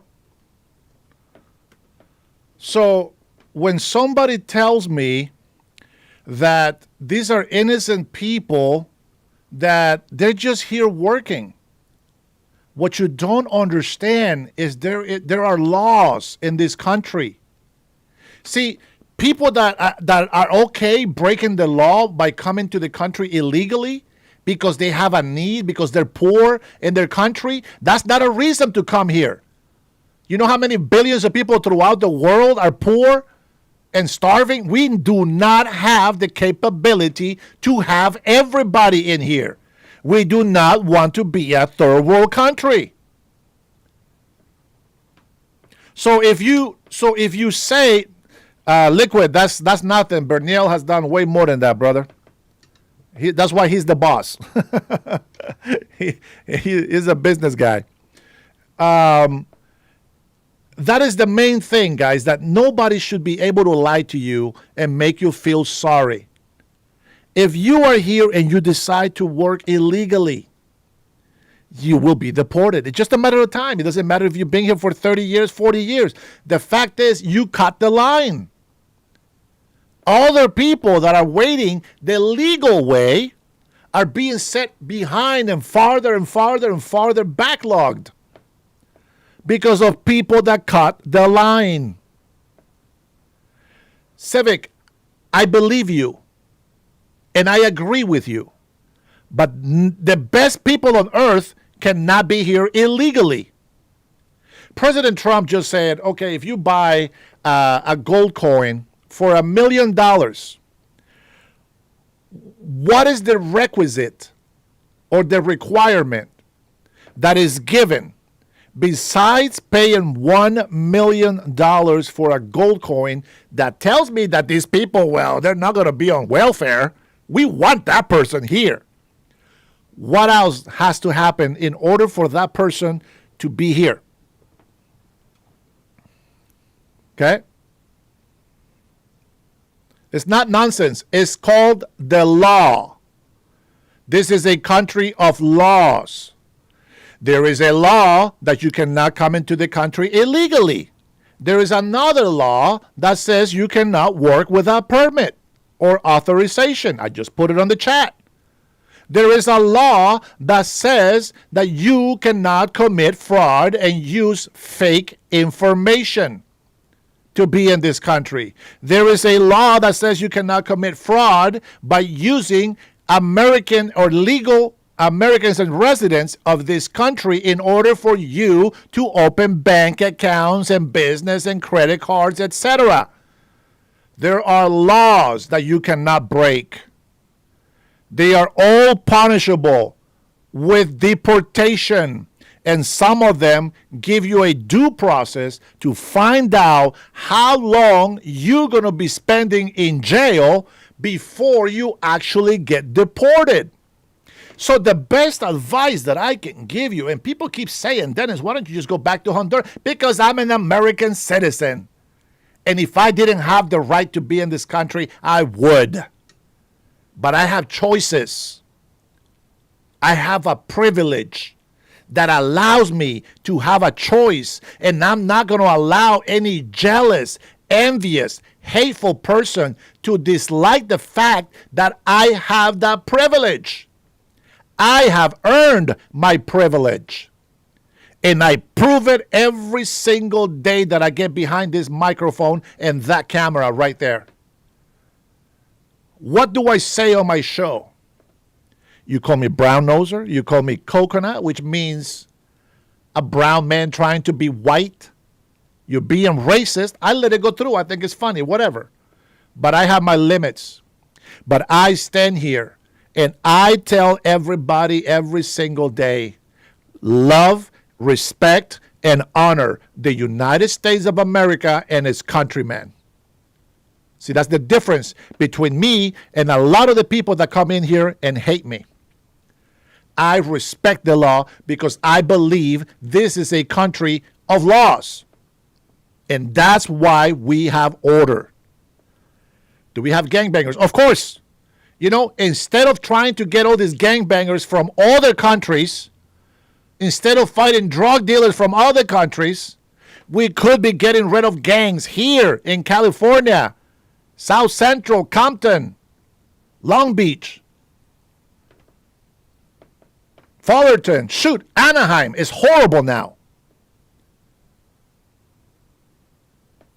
We could be doing a lot more things to clean this country. See, you have to understand something. And I give Mondani some credit. I give him some credit in New York. Because when he says, not that it's going to happen. Thank you, brother.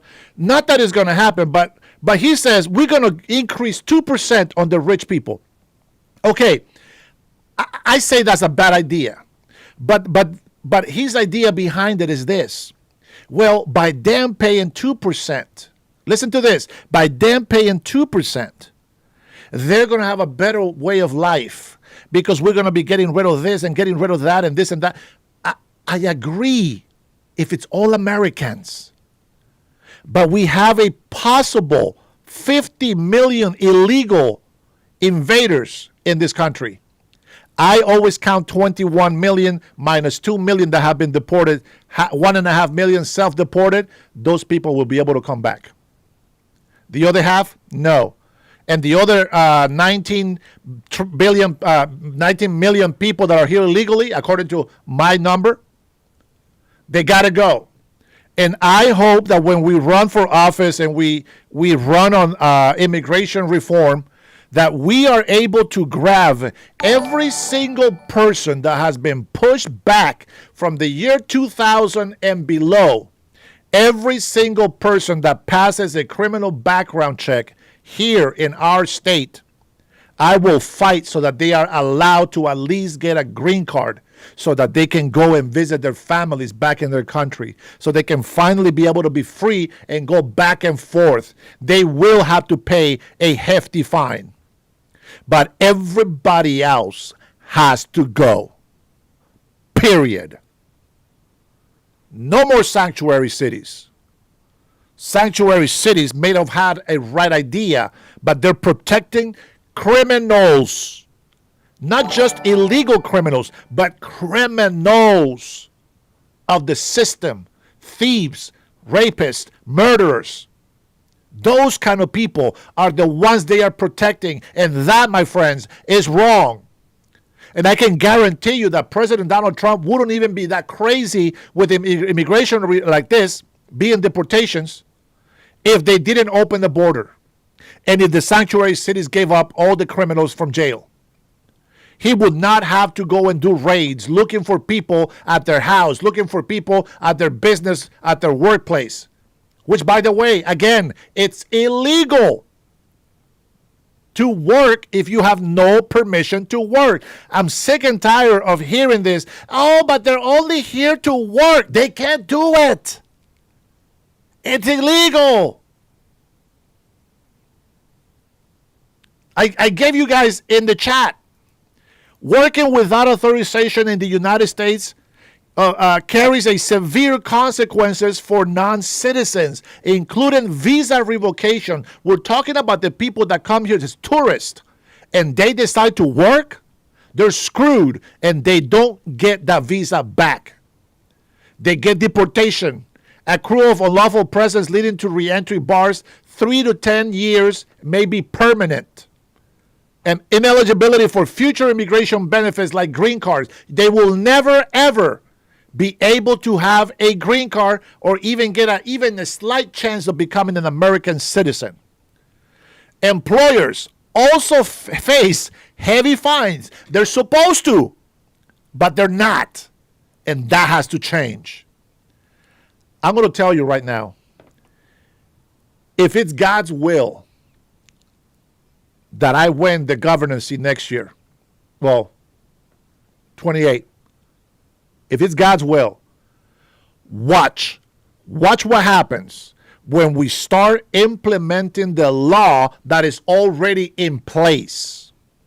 Watch how many millions of illegal immigrants will be deported from Washington state. This state's supposed to have almost 10 million people of population. Guess what? We have more.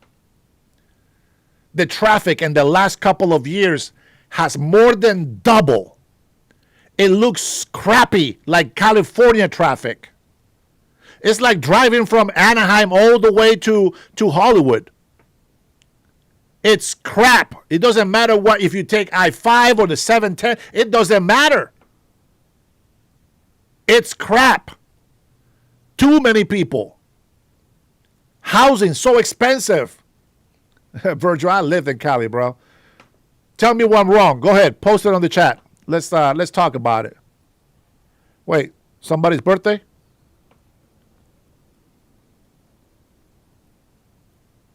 Bryce's birthday. Whose birthday? Abigail and Bryce, happy birthday. Happy birthday to you. Happy birthday to you. Happy birthday, Abigail and Bryce. Happy birthday to you. May you guys have many, many more. All right. Let me see how many agree with what I just said. Let me see. Oh, well, see, I didn't have to ask. Adji was already answering. I appreciate that, brother. He said, I'm Hispanic and I agree with Dennis. There you go. I got Latinos for Trump in the house. Now, I will say this, guys. I know you see me with the America grade and you see Trump was right about everything. Well, he is. But, you know, at the end of the day, it's not just about Trump. If the Democrats were doing what Trump is doing, then who knows? Maybe we wouldn't even be with Trump at all. If the Democrats were doing what Trump is doing right now, we would be with the Democrats. And interestingly enough, Democrats used to think the way President Donald Trump thinks today. Remember when Biden was talking about shooting the boats off the water? Well, you know what? I think Cutting Edge sent me a link. Let me take a quick look. Let me switch the account here. Let me see. Okay, let me see if I have it here. Let me add this one. All right, let me see. I think Cutting Edge sent me a link. Let me double check here real quick. Let's see. Cutting Edge. Here we go. No, not that one. Dang it. Somebody sent me a link. Does anybody know? Anybody sent me a link, I think, about Joe Biden. Brian, was that you, Brian? I think it was on my cell phone, wasn't it? Let me see if I can just search it for you guys, okay? I really want you guys to get some facts. Biden speaking on shooting boats. Let's see if it finds it.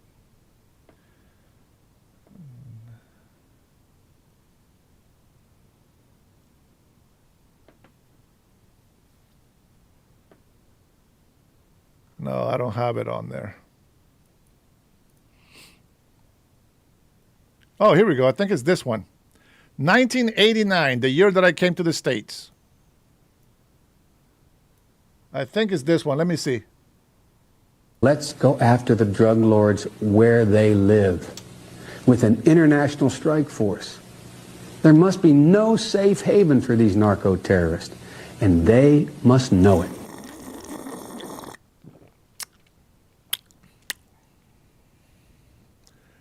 Salud. From the Dennis Herrera show. Did you guys want to hear that again? Here we go. For the first time, we are fighting and losing a war on our own soil. Let's go after the drug lords where they live with an international strike force. There must be no safe haven for these narco-terrorists, and they must know it. Democrats. Again, Democrats. That's the party we used to know. Even though Biden has been a racist shit all his whole career, but that, my friends, it's the difference for that. Bernie says, Dennis, one more Zell makes us even. Steven, my fellow. Did you do it already? Oh, man. Just wait until the time, brother. You're going to put too much pressure on me.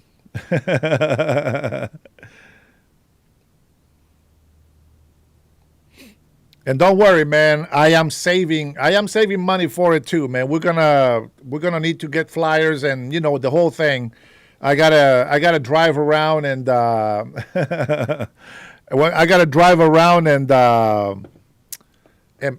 plant my little picket signs. We'll see how many people hate it. I will tell you this, man. The whole way of doing politics nowadays. The mayor, the oh my God, this girl has no brains. But the girl that won the mayor position here in Seattle, she didn't even really campaign out, bro. It was everything, little tiny ads, little videos on Facebook and Instagram, and that was it. That was it. Abigail says, sorry, not sorry.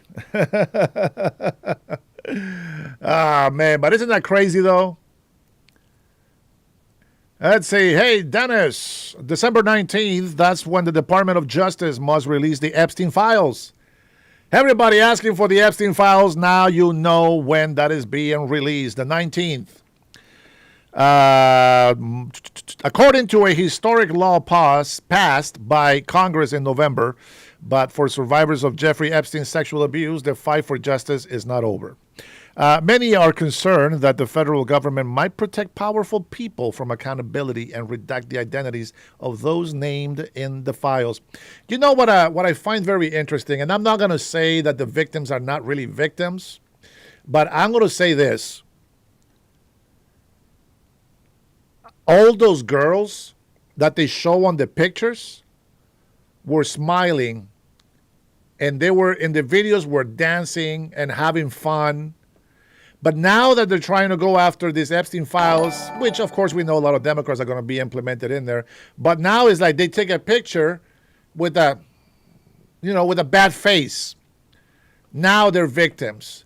But when they were in the action, when they were in the island, when they were being offered all this money, and when they were offered all these luxuries, smiles and dancing and all this other stuff, and you can say whatever you want about anything, and I am not excusing whatever happened in the island. I want those files out myself. I want no redactions. I want every single name, every story to come out, even if it hurts the victims, right? Because that's what everybody wants. So that's what I want, because I'm sick and tired of hearing the excuses. I'm sick and tired of hearing all these theories that is just, they're full of it. Full of it. So there's that. I think that when the files come out, a lot of people are going to be very disappointed. Very disappointed. All right, let's get to the number 2. Kidnapped American residents during ICE and DHS raids. Lie. That's not true. That is a lie. They don't kidnap people. They have orders to go after specific people. You know how I know? Because there is a lot of illegal immigrants obstructing ICE that should just be grabbed and then papers checked right there, if that was true. But they don't. They're looking for Pedro, specific person. I like the last video that we showed. Oh my God, look, the ICE, they're horrible, they're violent. They hit somebody's car, and then now they're here terrorizing the community. Meantime, these crazy-ass people on the street didn't realize that the suspected or alleged Trendy Aragua guy rammed into the ICE vehicle, making them crash on a pole, and ran into their community. A criminal ran into their community, putting innocent people in the community in danger.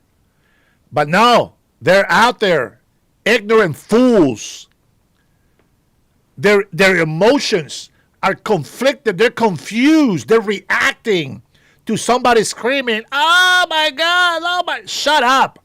Stop resisting arrest. You give him your hands. You go quietly. Everybody knows. No, Jeffrey. I don't lie, bro. I do not lie. I do not lie. And the softies, these little flakes that are on the left, you guys are to blame for all the shit that happens to the residents and citizens. When they tell you to get off the road, get off the road. It's just very simple. I don't understand. Why is it so hard? All right, guys, they're gonna force me to play a Crime Chef video.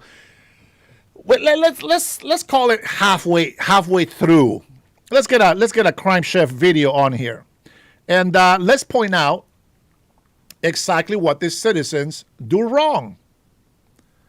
And here we go. Let's see. This was okay. We've seen partial of these videos. Crossing the border itself is a crime. I don't believe in that. Well, and that's your belief. Sounds like some of the people are in here. Maybe this girl is in here. She doesn't believe crossing the border is illegally. Listen. Crossing the border itself is a crime. I don't believe in that. Well, and that's your belief. Yeah, it is my belief. Well, guess what? There's a law. They're not off beliefs. And the law overrides your belief. In the wild, flight is a survival instinct. Look at the guy. Arrested, no problemo. No problemo. Huh? No, nobody's being beat up. Nobody's being tossed down. He's not resisting arrest. He is going easy. So no problem. No problem at all. But not every escape attempt ends gracefully. Tonight, a truckload of illegals attempts a high-speed migration and discovers that ditches are not friendly terrain. Elsewhere, a lone Juanito is pulled over on the open road, a routine stop that becomes a permanent relocation. You guys force me to put the best highlight in my videos right now. A landscaping operation thrives quietly for years until ice arrives and the ecosystem collapses overnight. One male Karen, emboldened by delusion, enters a federal vehicle to shout at the apex predator, forgetting that laws like gravity still apply. And in Louisiana, we have a feel-good story. This young man right here. I haven't watched the Crime Chef's video, but I know what he says. Oh, stay tuned, guys. I think this is a good one. I'm glad that we got all these crazy lunatics in here that forced me to play this video. Let's go. Grab some popcorn, guys. If you guys haven't got your second cup of coffee or third, or maybe this will be your first one, go get it. Go get it. Let me read some comments while you guys do that. Let's see. Bernie says at Trinity, I'm making California great again. Oh, man. Bernie, hang in there, brother. We are going to do some crazy things here in Washington State, and I think that if we get some things that are successful, we'll go ahead and pass it down, brother. Don't worry. We're just a few months, half a year away before we can start campaigning, and we'll see. We'll see what the people say. You know, we are going to be fair for everybody. Okay, you guys already know how I feel about the whole LGBTQ. About the Christians, about this and that. So we are going to try to go for the best of the best. And hopefully people respond and we can have a successful formula that we can pass down to Oregon and California. So hang in there, brother. We will do like an all members thing, just on the people that are supporting the cause. And then we'll talk about it, okay? Don't worry about it, brother. We're in this together. And yes, I will donate for that campaign as well. Let's see what happened to this country. Many dumbed down. Yeah, I know, Abby. I know.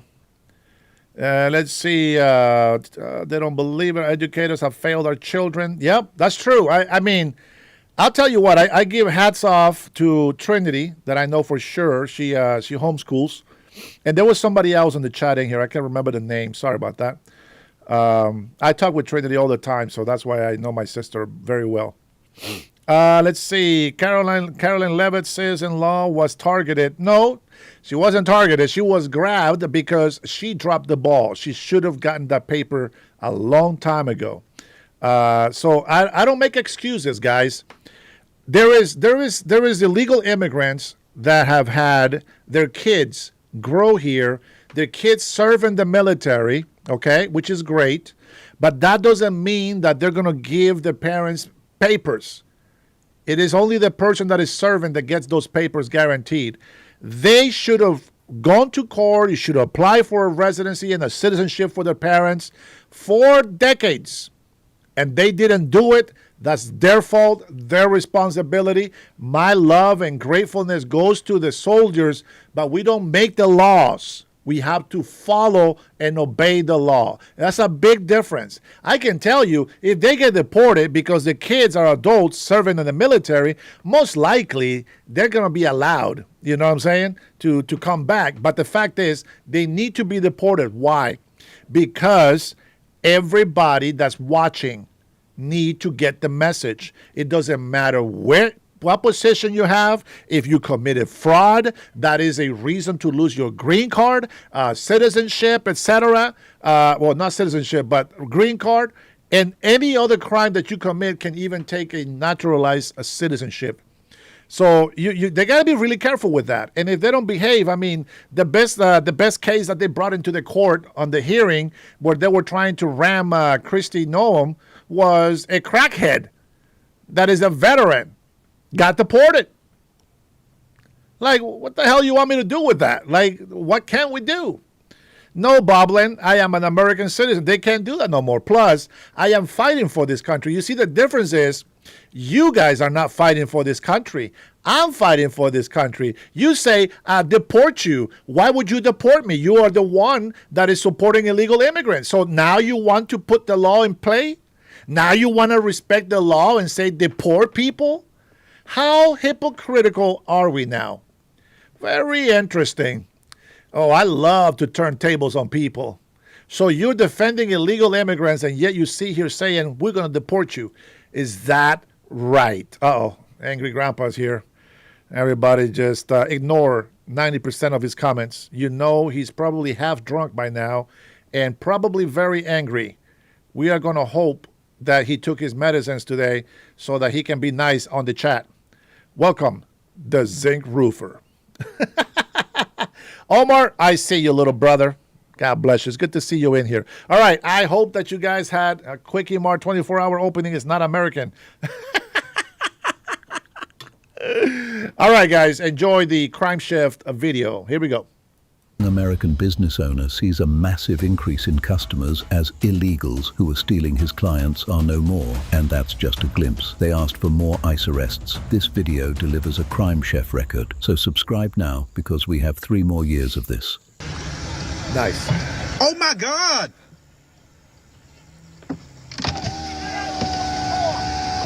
The wild Juanitos thought they could outrun ICE on the open terrain, but they stood no chance. This is natural selection at work.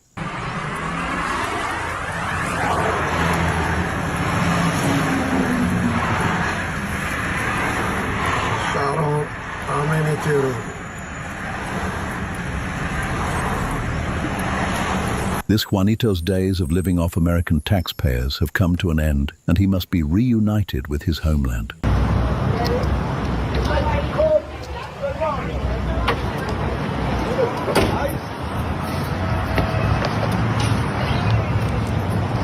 Somewhere in the suburbs, a Karen is in a full-blown panic as she realizes she will have to cut her own grass, and she can no longer rely on her cheap slave labor from the illegals. Give us 30 feet by law, state law, go over there.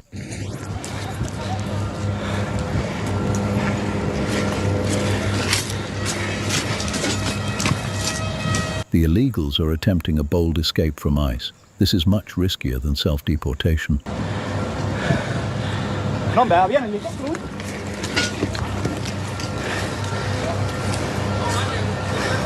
They try to run.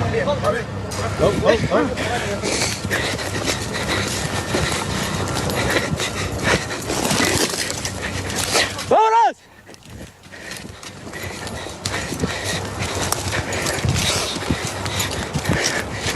Los cayeron. Okay, so what's that?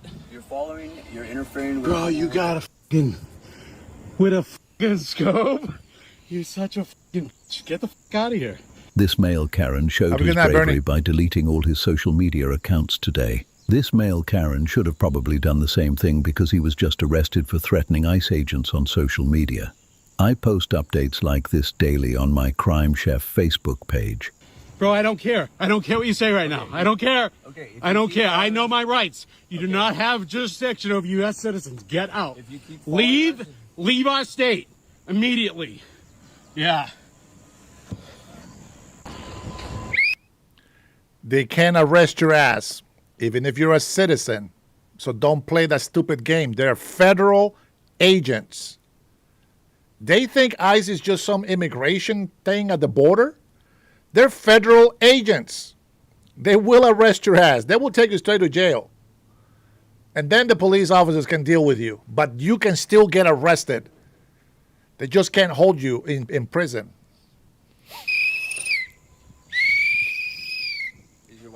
Bro, I don't care what open source intel you find, bro. So I don't care. Go away. La migra! La migra! Of course it's a wetback. It is what it is, guys. Migra! La migra! Try to scare me, bitch. Oh my God. What's the Venezuelan done in? Why? This is a private property. We live here. Why she let them in? Okay, that's going to be the biggest demonstration ever against Sherman Associates. I will tell you. I will tell you. Sherman Associates are doing this to us after 30 years of living here. These are just families, man. Sherman Associates, I live here 27 years, and they're letting us in to harass us as Americans. We are Americans. Look at this. Why do they get that back for in a building? That's not for that. What? I know that in the title. Show your face if you're not ashamed. Show your face. We are Muslim? Is that the problem? Yeah? After 30 years of taking our money, we are Muslim? Did he just say what I think he said? Did he just say, after taking our money for 30 years, Somali Muslim has the nerves to say that we're taking their money for the last 30 years? Oh, man. We are Muslim? Is that the problem? Yeah? After 30 years of taking our money, we are Muslim? Oh, God. Okay, it could be 10 or 30. I can't understand. Be quiet, Ben. You guys today don't listen to comment voting. It's not trespassing.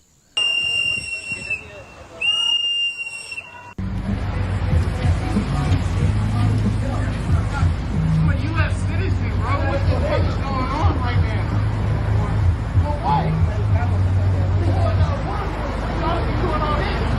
US citizens that break the law can be arrested, but apparently we aren't teaching that at Blue-Haired University. Look at every... You hear that?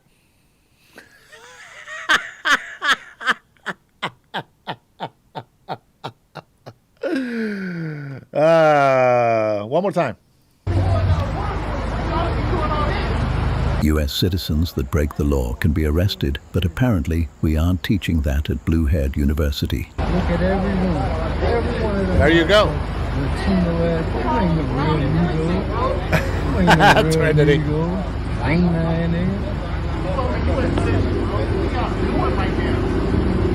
Bro, look pretty white to me. Here is an illegal woman who teaches all Juanitos how to handle their deportation with grace. ¿Sabes inglés? ¿Este es su carro? ¿De qué país es su ciudadano? Just so you guys know what's going on here, okay? They are giving a description of somebody that has committed a crime. And they got license plates, and then they have the color, the make, and everything of the vehicle. If somebody else is driving the car, it doesn't matter if it's the person they're looking for or not. They have a reason to pull them over, follow them and pull them over. If the person that is in the car shows paper that it's not them and they're actually legal in this country, they're fine. But if it's for example, one of our illegal beaners in here, right? And they're driving, and then the wife committed a fraud. She's illegal, but he is also illegal. When they pull him over, even though the car is on her name, but he's driving it, and they show that he is illegal, he will also get arrested. That's how that works. 100%, Rhonda.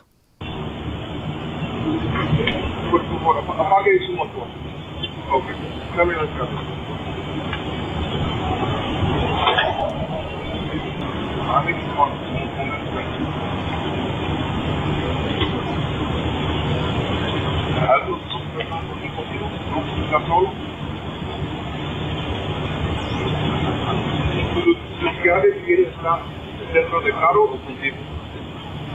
Ok. ¿Dónde está su purse?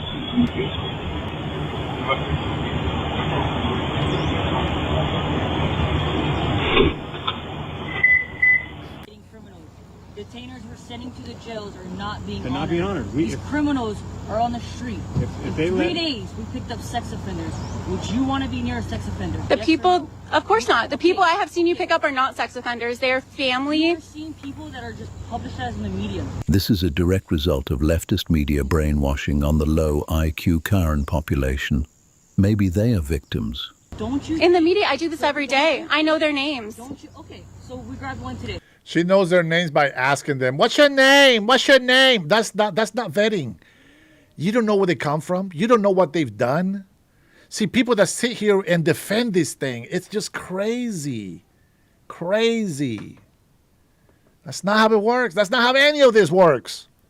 You think he's a crim? Who did you grab You today? think he's a crim? I haven't checked his name yet. 2 times DUI conviction. What if you got hit by a DUI driver? I don't think a DUI driver needs to be deported from our country, no. If they are here illegally, yes. Yes. If they are here illegally, absolutely.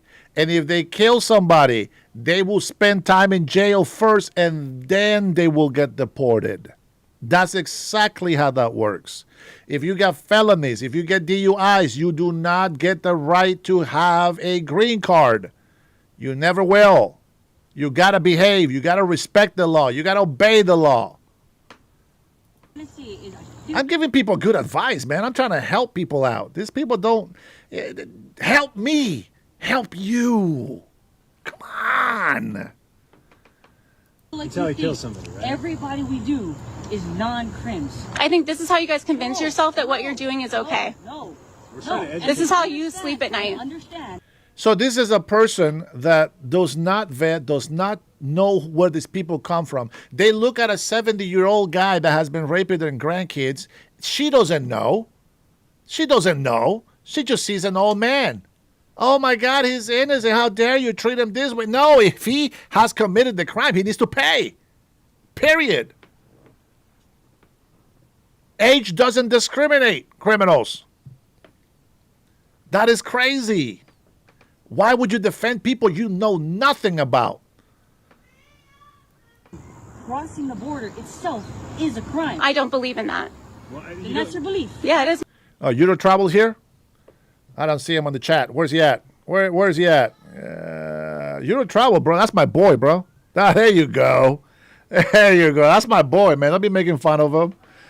What's up, Graham? What's up?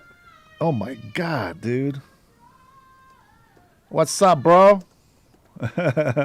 Don't be talking mess about him, man. That's my dog right there. I just been busy, man, doing all this stuff over here. You know what I'm saying? But man, I'm much love. I love you're in trouble, man. That's a young man with some knowledge. Have some respect, kept dog. My belief. But guess what? There's a law. And the law overrides your belief. Well, you've arrested people who have come here legally. You've arrested people who have. Yes, like today. He had a visa, but guess what? Visa expired in 2019. 2022 had 2 DUIs. They're afraid to renew their visas because people like you stop courthouse. They're afraid to renew their visas. Hey, Graham. Salud, my friend.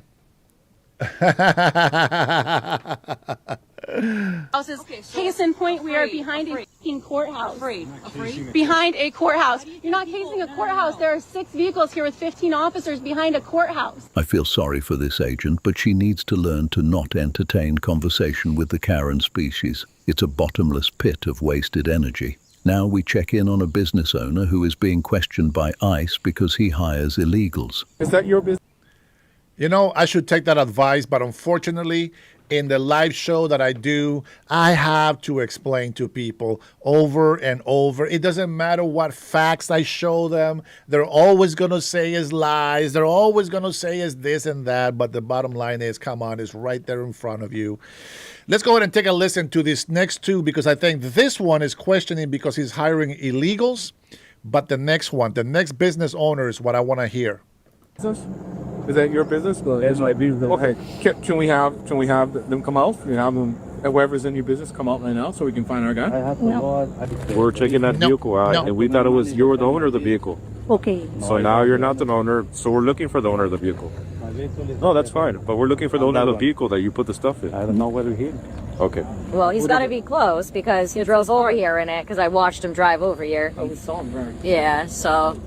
That's what I'm saying. We're looking for that guy. I don't know. And he's answering you guys and telling you he don't know. So if you don't know right now, because we just came from a meeting, he hasn't been in the building. We saw him. Well, that's Well, then, okay, then if you saw him walking, then okay. We're not talking, okay? I guess that they said that in his spot is still. So check this out. No problem, right? Is that your business? Is that your business? Or it's my business. Okay. Can we have them come out? We have them. Whoever's in your business, come out right now so we can find our guy. I have many customers. You don't own the business. You don't Okay. for him. So you know who he is. I mean, that's fine. I mean, we'll sit here. I know the customers. Okay. Do you want us? I don't know who is him. I don't know he have records or where is. No, ni tiene que decir nada, ya está bien. The stuff in the game, so you know. Van a seguir preguntándote si puede ir a la tienda y no tienes que hacer nada. Why is she speaking Spanish to him like these guys are not going to understand what she's saying? See, when you try to hide something, you're guilty.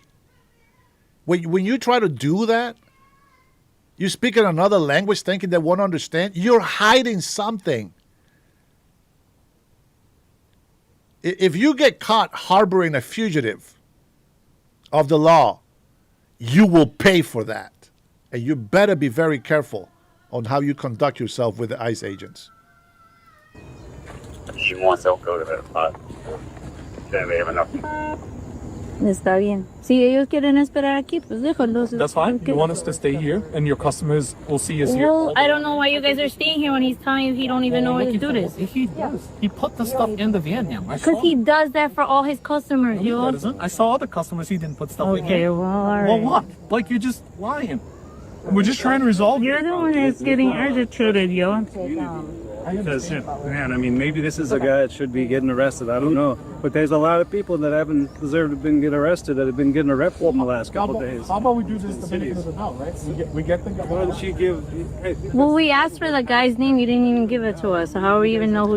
I do think that the ICE agents, they should have a representative that if they find somebody that goes into a business, I know they don't need a warrant if they see somebody go into a business, but they should have somebody readily available to say, okay, hey, listen, I need a warrant right now.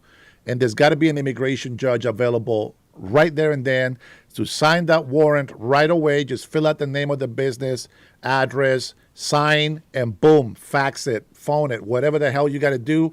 And they got portable printers on their car. So, you know, they got to do it a little bit better. Come on, we're in 2025 now. They can do better. Was in there. Well, you know, we lost the car, unless you stole it, which I doubt you did, right? You didn't steal the car. No sé por qué está diciendo esas cosas. Yeah. We know how to speak Spanish. Well, good. Good for you. I can speak English. I can speak or you can speak Spanish, I guess. It doesn't matter. We still know. Exactly. Good for No, what happened? What happened to the guy? I'm waiting for the guy. Oh, crime chef, what the hell, man? He didn't play it. He didn't play it. Son of a bitch. All right. Don't worry. I will find it somewhere else. Hold your horses. Let me see. Man, I want to hear him. I haven't heard him do the whole talk. Let me see if I can find him.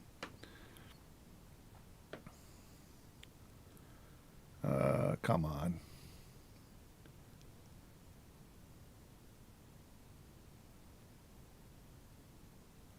Come on.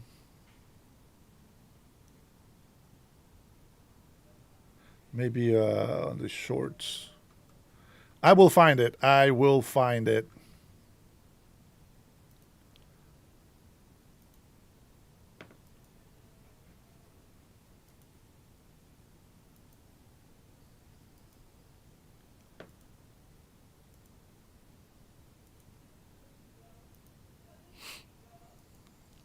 Hang in there, guys.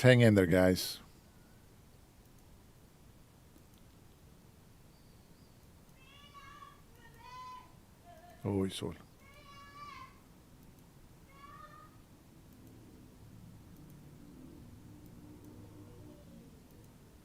Come on, where are you?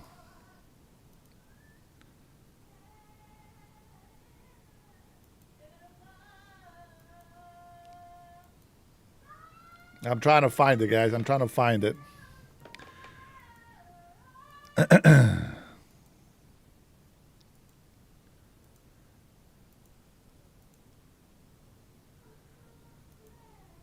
Here, I want you guys to listen to this video right here while I look for the other clip that I want to show you.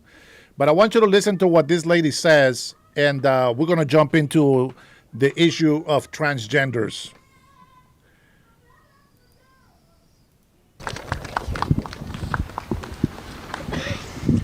Good morning. My name is Elizabeth Waring, and I'm coming to you as a police detective with nearly 30 years of experience, as a mother of girls in sports, and as a coach. I am deeply concerned about the effects of proposed initiatives 26001 and 26638. I worked 9 years investigating hate crime and bias incidents, and many other years investigating crimes against children, sexual assault, and domestic violence. These initiatives serve to stigmatize LGBTQ plus children and put them at greater risk of harassment, assault, abuse at home, homelessness, and death by suicide, which LGBTQ plus children experience at higher rates. I know from experience that school is often a safe haven from a difficult or dangerous living situation. All right, I'm going to point out, this is the reason why we actually have this live today. And like I said, just brace yourself. This is going to be a very, very sensitive topic, especially when we get a lot of leftists joining the chat. Transtifia, you smell some transtifia on the chat. Let me go ahead and start off with saying a couple of things before we actually jump into this video. I can't find the other one, so forget about it.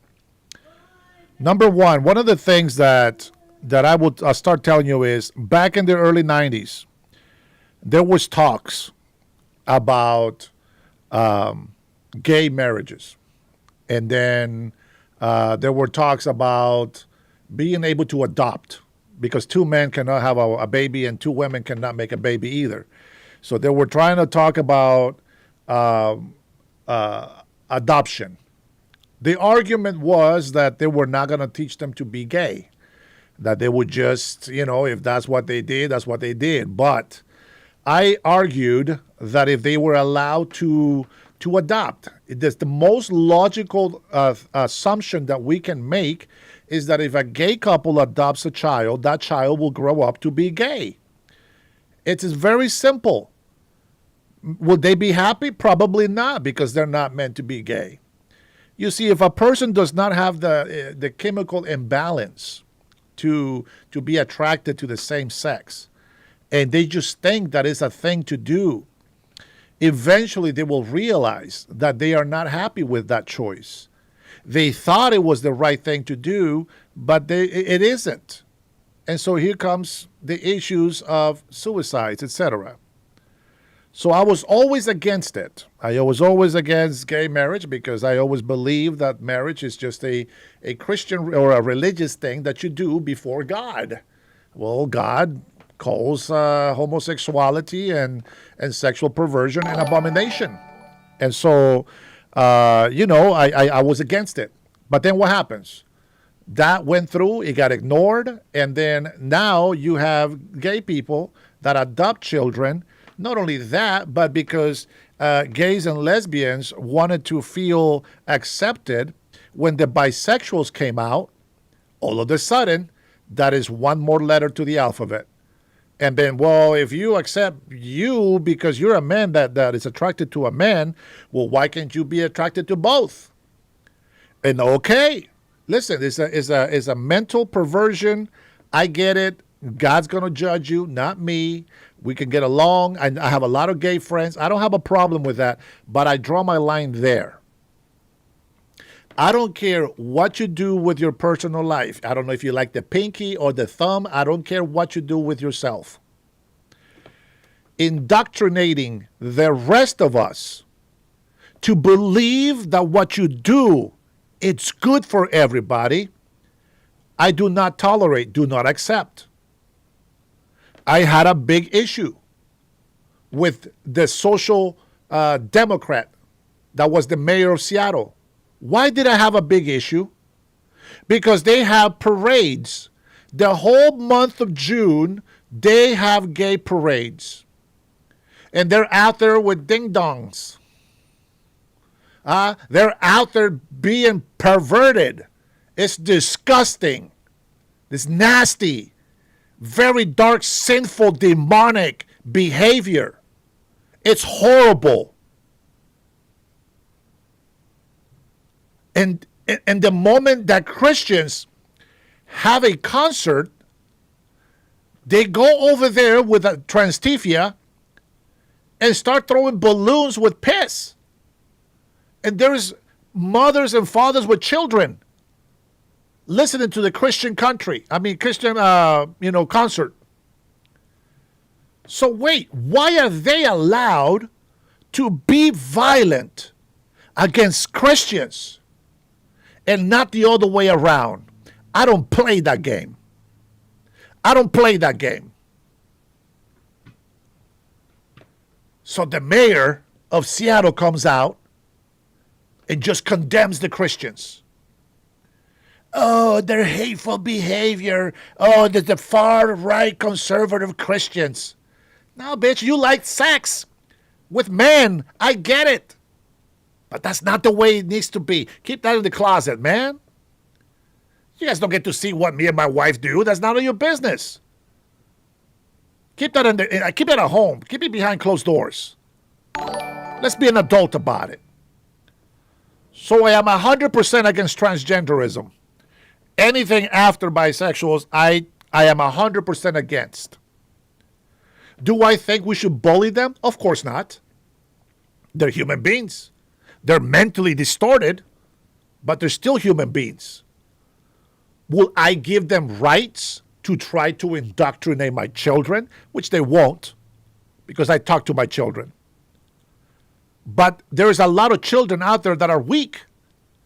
Parents that got no guts to defend their children.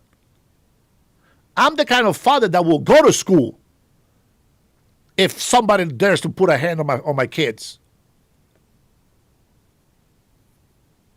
So she comes in here and introducing herself as a detective for a very long time, for decades.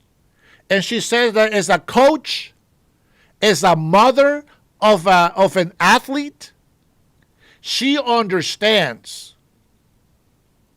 Now, what you got to understand is that they did this.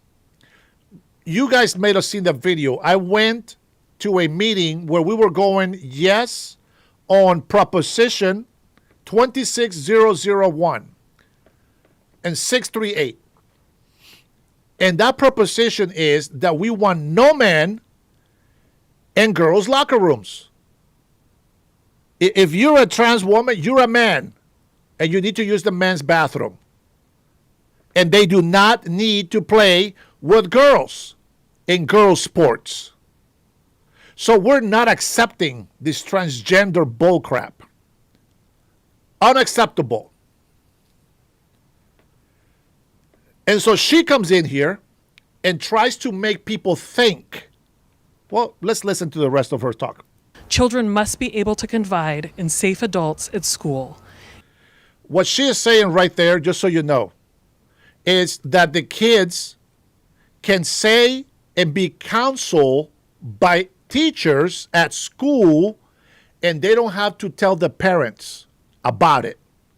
See, they don't want you to know that they counsel your children with the excuse that the parents will be mean to them and leave them homeless and disown them, etc. It could be true, but the fact is, we are the teachers. We don't. Our 1-year-old is not going to tell us that they're transgender. That's bullcrap. How many daughters wear boys' clothes? Tomboys. How many boys be wearing their mommy's high heels? They don't know anything. We have to teach them. And no, it's not cute. You are if you have children, you are not their best friend. You are their parent. And the teacher's responsibility is not to raise your children's beliefs. It's not to indoctrinate them to say, if you feel like being gay today, go for it. It's fun. It's a tradition now. It is a fashion statement. No, it's not. You get a lot of people that go out there and say, oh, I'm trying to find myself. Yeah, I slept with a woman and with a man. I didn't like it. They're stupid. Be true to yourself. You don't get to mutilate our children. You don't get to use hormone blockers. What for? If you say you are who you are, you don't need that. Why are they pumping you with chemicals and chemicals? If you really are what you say, you just will be. But it's lie. It's not true. And that's why they do that. So I'm against it. I will not allow the alphabet people to be violent against Christians. And I know that Christians are not going to be violent against the LGBTQ people. But the bottom line is, they need to keep that stuff behind closed doors. Do what you want behind closed doors. I don't understand why people can't understand that. It's a civil thing. You got to be educated. You got to be respectful. Are we going to be able to control somebody dressing hella gay and really bad on the street, half naked? Of course not. But what I mean keeping it behind closed doors is don't try to indoctrinate somebody else's children. Can you imagine if you are a Muslim and all of a sudden, every time your child comes over to my house, I am convincing them to be Christians? How disrespectful would that be from me to you? That's very disrespectful. If I am going to share Christianity with a Muslim, it will be with the adult. It will be with the parent. If a child has a problem with something, sure, I can tell them that God teaches us to be like this. But I would just say, talk to your parents. And I'm talking about little children. You got to have respect for that. I'm sorry.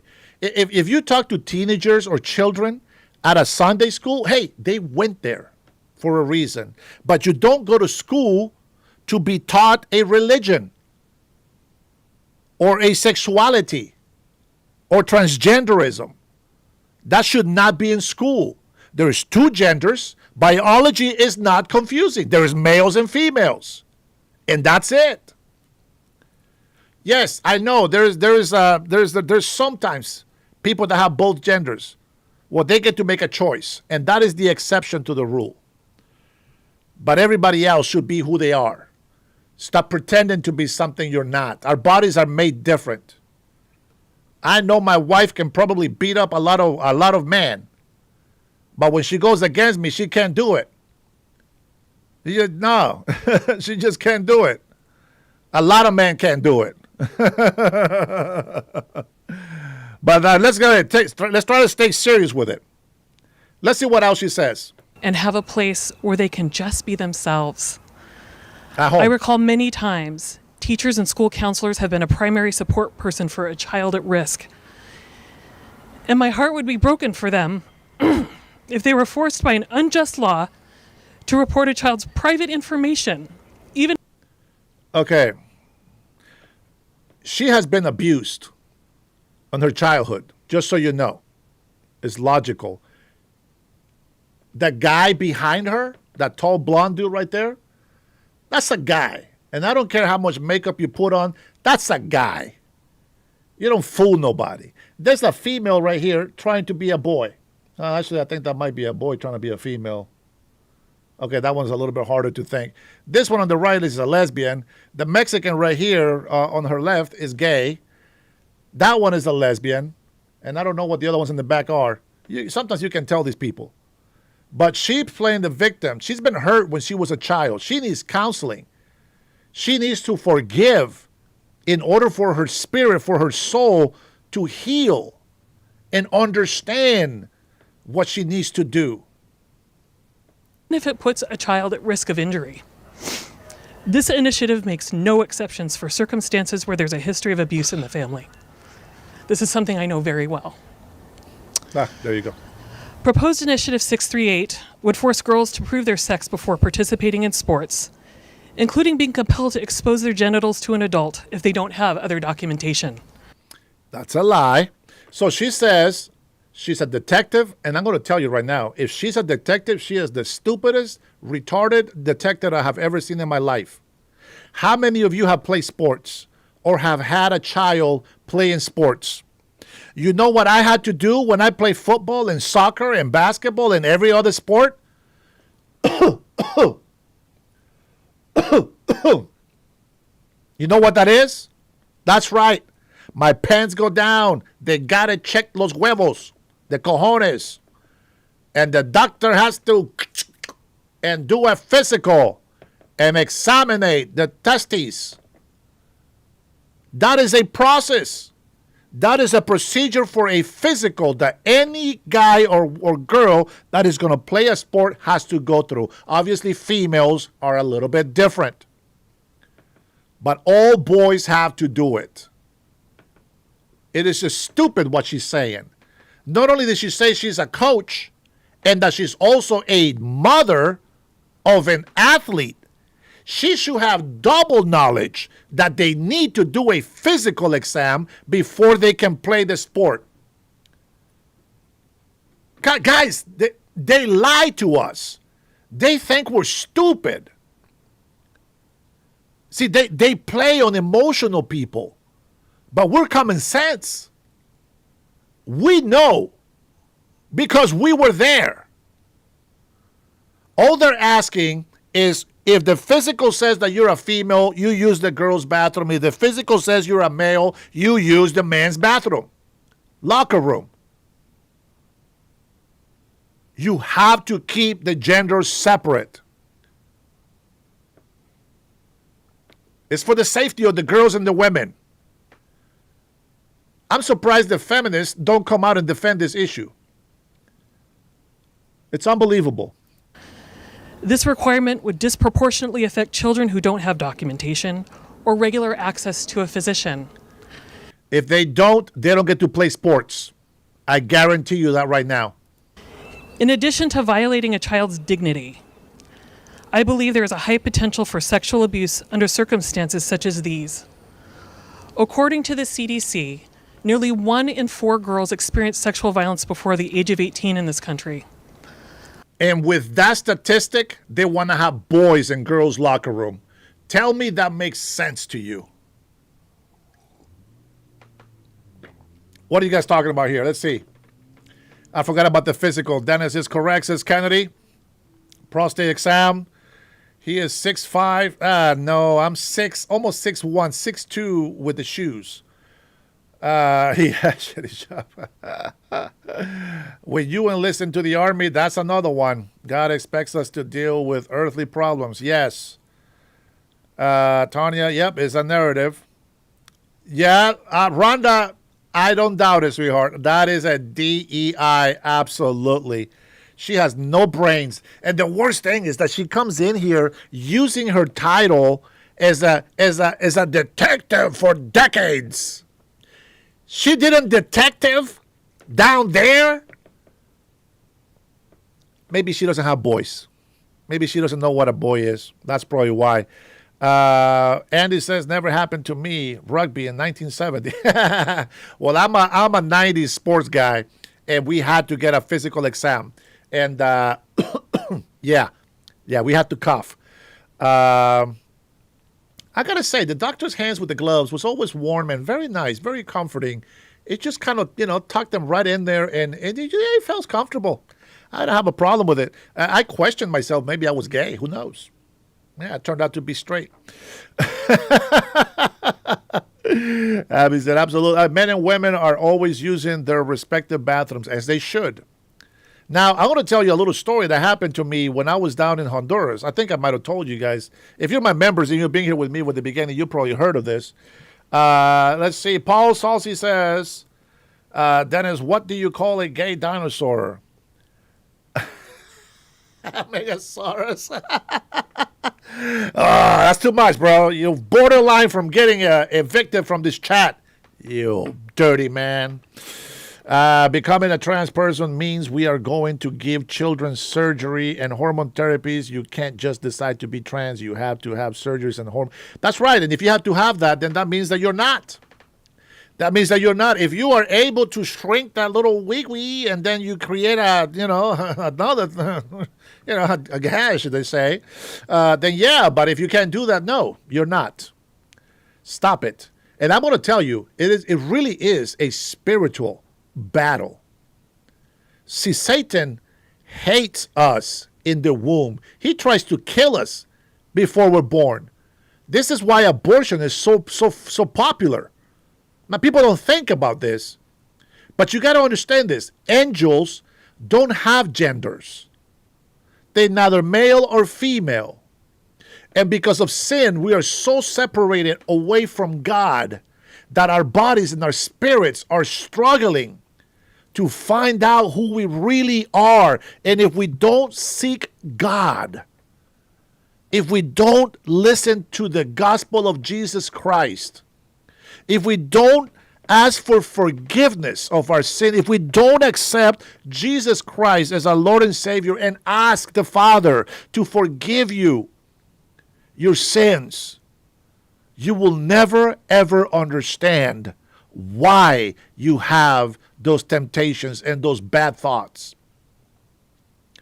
But they won't be able to because they will not ask for forgiveness for being gay. Very few people come out of it. I'm sure it's not easy, but I'm going to tell you something. Making it a culture is a lot easier for people to be lied into. A lot of kids that are abused by their parents and they don't get that love, they will be the first ones to be corrupted into that sexual perversion.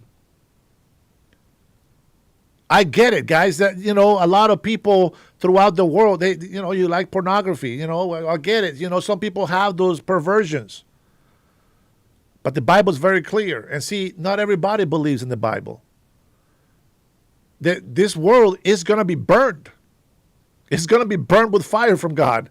It's going to be destroyed, that's for sure. But as we are alive, let's not be that generation. Let a different generation deal with that problem. Our job is to make sure that we set the right path for them and to try to save as many people as we can. I want my children to be saved. Do you want your children to be saved? Do you want those people to be saved? I do. I want all of them to be saved. I want them to love themselves for who they are. They don't need to pretend that they're a woman if they're a man. They don't need to pretend they're a man if they're a woman. They need to accept themselves the way they were created. And every day of our life, we need to fight temptation. Can I go cheat on my wife with many women? Yeah, of course. Yeah, I can go sleep with any woman I want. Can I go get wasted every single day? Yeah, of course. Yeah. Can I go rob a bank? Yeah, why not? Yeah, of course I can. What do all those things have in common? Anybody? What do doing all of those things have in common? They all have what? Anybody on the chat? You can do anything that you want, but all of those things have one thing in common. Video, I got 7 children, brother, and I'm not going to tell you my body count. No. There you go, Brian. 100%. Not conquest, Andy. No, Brian's got it. Right on the money. They all have consequences. If I cheat on my wife, as many times as I get tempted that other women, believe it or not, this ugly face right here, there's still a lot of women that want to get laid with me. That's not a lie. It is a temptation. It is a very big temptation. But you know what? If I cheat on my wife, I'm not only cheating on my wife, I'm cheating on myself. I'm cheating on my children. I'm cheating on her family. I'm cheating on my family. And most importantly, I am failing my God, which doesn't matter how much mercy and grace he gives me and that he will forgive me. There's consequences for those actions. If you want to be a drunkard, there's consequences for those actions. Can you drink? Sure, absolutely.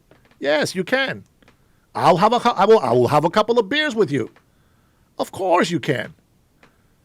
Is it good that you get wasted? Of course not. That's when you sin. That's when you make mistakes. Somebody mentioned that the other day. See, Trinity thinks that I'm handsome. Look at that. And Trinity is very hot. She's a very beautiful woman, by the way. But the point is that you can do all these things. How you do them, well, that's up to you. If I was single and I was looking for a woman, I would try to find the best woman. I see, I'm not in my young days. I'm not out there just trying to figure out how many women are out there in the world of different colors, sizes, and shapes, and and ethnicities. Yeah, I'm not going to give you my body count, that's for sure. But I can just tell you this. It's different. I will wait until I'm sure that that person would be mine and that I will be theirs. That's as simple as that. So when these people want to do this, they get too far away from God. And that's why they don't see that there's no conviction. And I pray every day that temptation does not come into my life, that I can resist it, because I am weak. I am vulnerable. But where I am weak, says the Bible, that God is strong. And so all I got to do is put my trust and my faith in him. And that's how I keep moving forward. Now let's go ahead and try to listen to what she says. And I think Brandy did a piece on this one day. I'm gonna let her finish, and I'll try to find Brandy because she's smarter than I am, and she put it best, I think. Let me see. This is a bit old, so it's not easy to find. I believe this initiative would increase the risk of sexual abuse for girls participating in sports.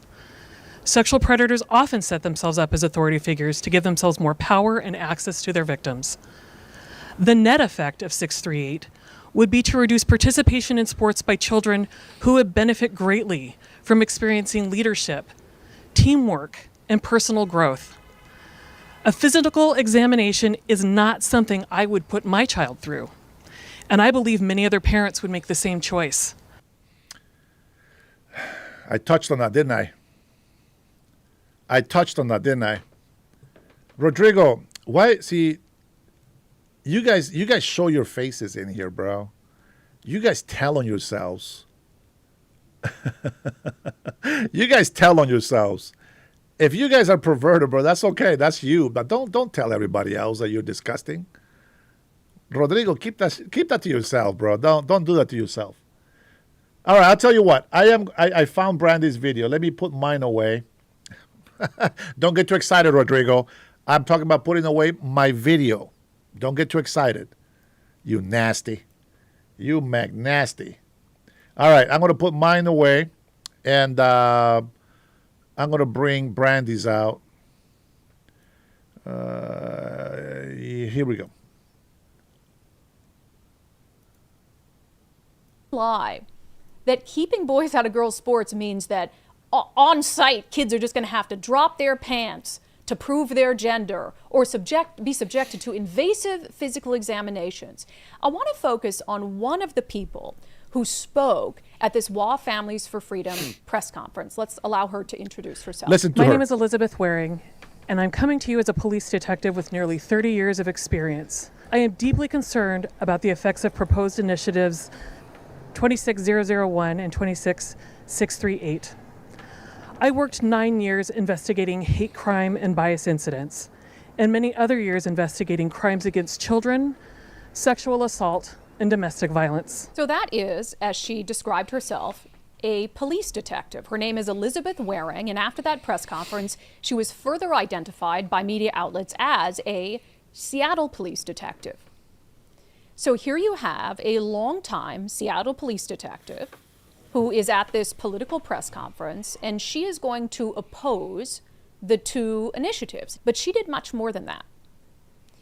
She lied, totally manufactured information on child sex abuse. And coming from a Seattle police detective, what you're about to hear is really horrific. Proposed Initiative 638 would force girls to prove their sex before participating in sports, including being compelled to expose their genitals to an adult if they don't have other documentation. Lie. Lie. Nothing in the text of the initiative would suggest that this is going to create an environment or a mandate where a girl walks in to play volleyball and a coach says, you have to show me your genitals. And that's literally what WA Families for Freedom is suggesting. In fact, you can take a look at the text of the initiative yourself. It's not a secret. You literally go to letsgowa.com. It says existing Washington state law and school district policies require students to undergo a routine physical examination prior to participation in interscholastic sports, which includes documentation of the student's sex assigned at birth. That's already a requirement by the Washington Interscholastic Activities Association. It also says a student who elects to participate in individual or team competition activities intended for female students only, governed under Section 1 of this section, shall provide, as part of the required routine sports physical examination, a health examination and consent form, or other statement signed by the student's personal health care provider that verifies the student's biological sex. So that's all that they need to do. You already have to do this to participate in sports. You have to get it done every other year. You have to get a physical exam according to the WIAA. We have this handbook. Can you pull up the WIAA handbook, Nicole, on physical examination? Chapter 18, Section 4, physical examination. Prior to the first practice for participation in interscholastic athletics, a student shall undergo a thorough medical examination and be approved for interscholastic athletic competition by a medical authority licensed to perform a physical examination. Now, it doesn't show me a year, so I don't know when it started, but ever since I came to the United States of America, since 1989, I've been doing physical so I can play sport. She says a girl will be forced to expose themselves to an adult. Including being compelled to expose their genitals to an adult if they don't have other documentation. No, they have to get a physical exam, which is already required, and which hopefully they're already doing with their pediatrician. Yep. Kids should get a well exam every year. That's not from me. That's from the Washington State Department of Health. That's from the American Academy of Pediatrics. Kids are supposed to get a well exam every year. And yes, as our pediatrician told us, that includes a very basic examination to make sure that they're developing normally. All adolescents should be monitored for how they go through puberty to make sure that their hormone system is working correctly and they're going to grow and develop normally and go through puberty appropriately. So it is completely routine for every developing adolescent to have a genital exam. And yes, their pediatrician, their doctor knows whether they're a biological boy or a biological girl. What a horrific thing for a Seattle police detective who says that she's got years of experience working with victims to fearmonger and lie and suggest to teen athletes and girls that if this passes, they're going to have to just expose themselves to adults. It's absolutely horrific. And she uses very definitive language. Listen. In addition to violating a child's dignity, I believe there is a high potential for sexual abuse under circumstances such as these. Oh my God. Without any data or statistics, she says that she believes there is a high potential. Hold on, Brandy. Guys, if you haven't watched Brandy, you can look her up by Undivided. Brandy Cruz. She used to be a journalist or a news reporter for a local channel here in Seattle, and she's an investigative journalist. Okay, that's what she is, and she has a lot of information. I hope that I can actually collaborate with her once we get the name officially on the ballot, because I am definitely want to partner up with her. We need somebody that investigates issues into our communities, our cities, our businesses, etc. And of course, I am going to be doing a lot of work, visiting a lot of businesses and people, and then going through communities. I'm even going to have talks with the LGBTQ communities. We're going to try to make sure that we have some neutrality, speaking with big churches, making sure that everybody respects their beliefs and everybody keeps cool and, kind of stay separate and whatnot. We're going to try to see what we can do. What does one group want and what does the other group want? And then let's bring together something that will work for everybody. I am not going to tell you that I'm going to force people to be Christians. No, but I want you to be happy. I want you to be yourself, but I want you to be a successful citizen that is willing to work and help others, not just yourself. I mean, that's a reward for you. It will feel good to be able to help other people, or at least, just kind of mind your own business and be happy. Enjoy your children, enjoy your grandchildren, enjoy your retirement. I want you to enjoy your retirement. If there is anything that I can do for senior citizens over here, I will definitely do. But my priority will always be our veterans, and I have more priorities, but veterans are in there, and also my Native Americans here in Washington State. For sexual abuse in circumstances such as these. What circumstances? Think of a parent who has a teen athlete who hears a Seattle police detective using her badge as an authority to pretend to be an authority on the issue and saying that she thinks there's a high likelihood that your daughter's probably going to get molested if they're playing in high school sports if this passes. Let's continue to listen. I believe this initiative would increase the risk of sexual abuse for girls participating in sports. Oh my God. Think about this. You have a Seattle police detective who's saying, if we stop boys from competing in girls' sports, then more girls are going to be sexually abused. With nothing. Imagine, what do you think what does that make a parent feel? With no proof whatsoever. It's shocking. And I reached out to a few sources of the Seattle Police Department. I'm like, who is this detective Waring woman? And immediately several of them said, far leftist activist. Far leftist. So you have this woman, because of her own personal political ideology, is using her Seattle Police Department badge and the weight that comes with that to lie using just totally manufactured, nothing, to lie and suggest that teen girls are going to be molested, and by whom? Who's going to molest them? Who's going to abuse them? Are you saying coaches are going to do this? Are you saying pediatricians are going to molest them? Again, they're already getting the exams. You just have to check the box. A physical examination is not something I would put my child through. So you're not taking your child to the doctor? Again, go back to the WIAA handbook. Chapter 18, Section 4, physical examination.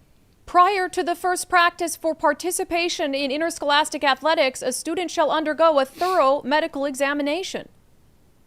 A medical authority licensed to perform a physical examination must do it. A physical examination is not something I would put my child through. So then you lied at the beginning when you said that you're a coach and you're a mom of athletes. As a mother of girls in sports and as a coach. Without a physical examination, your children aren't playing sports. I told you she was better than me. She's awesome. And you, as a coach, because she also introduced herself as a detective and as a mom and as a coach, you would know that. So now we know you're lying. Because as a coach, you know that all of your athletes have to get a physical examination. And you're saying a physical exam is not something I would put my children through? Okay, then that tells me you're lying about your kids playing sports. How many lies has this Seattle police detective told to push an insane ideology on the public? We already have a successful statewide policy in place since 2007 that allows schools to make decisions for transgender girls in sports on a case-by-case basis. Where the hell? That's not true. WIAA Handbook, Chapter 18, Section 16, Gender Identity Participation. All students have the opportunity to participate in WIAA athletics and/or activities in a manner that is consistent with their gender identity. Athletes can participate in programs consistent with their gender identity or the gender they most consistently express. Schools can't make a choice about that in Washington State. We already have a successful statewide policy in place since 2007 that allows schools to make decisions for transgender girls in sports on a case-by-case basis. It doesn't allow it to be a case-by-case basis. The student gets to choose. What are you even talking about? Do you really think that there is going to be no ramifications for just lying through your teeth as a Seattle police detective in a manner that is going to make parents fear for the safety of their children when they shouldn't and are getting these exams already? This is wild. Again, the lies continue. She also lied about the other initiative, the parental rights law. I know from experience that school is often a safe haven from a difficult or dangerous living situation. This initiative makes no exceptions for circumstances where there's a history of abuse in the family. That's not true. The initiative doesn't deal with that because abuse is already against the law. That is one of the only areas under state law where a school can keep information from a parent, because abuse is against the law and they're mandatory reporters to law enforcement. So they immediately, if they suspect abuse, they are duty bound by the law to get law enforcement involved. So abuse has nothing to do with it. Why are you fear-mongering over this? You're a police detective. You work with crime victims. It's genuinely disgusting. Now, if she had gotten up there in her personal capacity and said, look, I think boys should be able to compete against girls. I think that this will be hard on transgender people. And I'm in the bias crimes unit and I don't want to see them, whatever it is. I would disagree with you. But then at least you wouldn't be lying. You'd just be sharing your position on transgender issues involving kids. But you're out there telling parents their girls are going to be molested? You're out there talking about being concerned that children are going to be abused and sexually assaulted, and you won't even take into consideration the girls who have expressed concern about having biological boys and men in their locker rooms. Why aren't you concerned about their safety in those instances? There was just a report that came out today about the uptick in cases of rape and sexual abuse in locker rooms where they let boys in. So you don't care about any of that. The lies aren't just lies, they're disgusting, coming from a detective who is now convinced all these parents, their kids are going to get raped if they're in high school athletics and this initiative passes.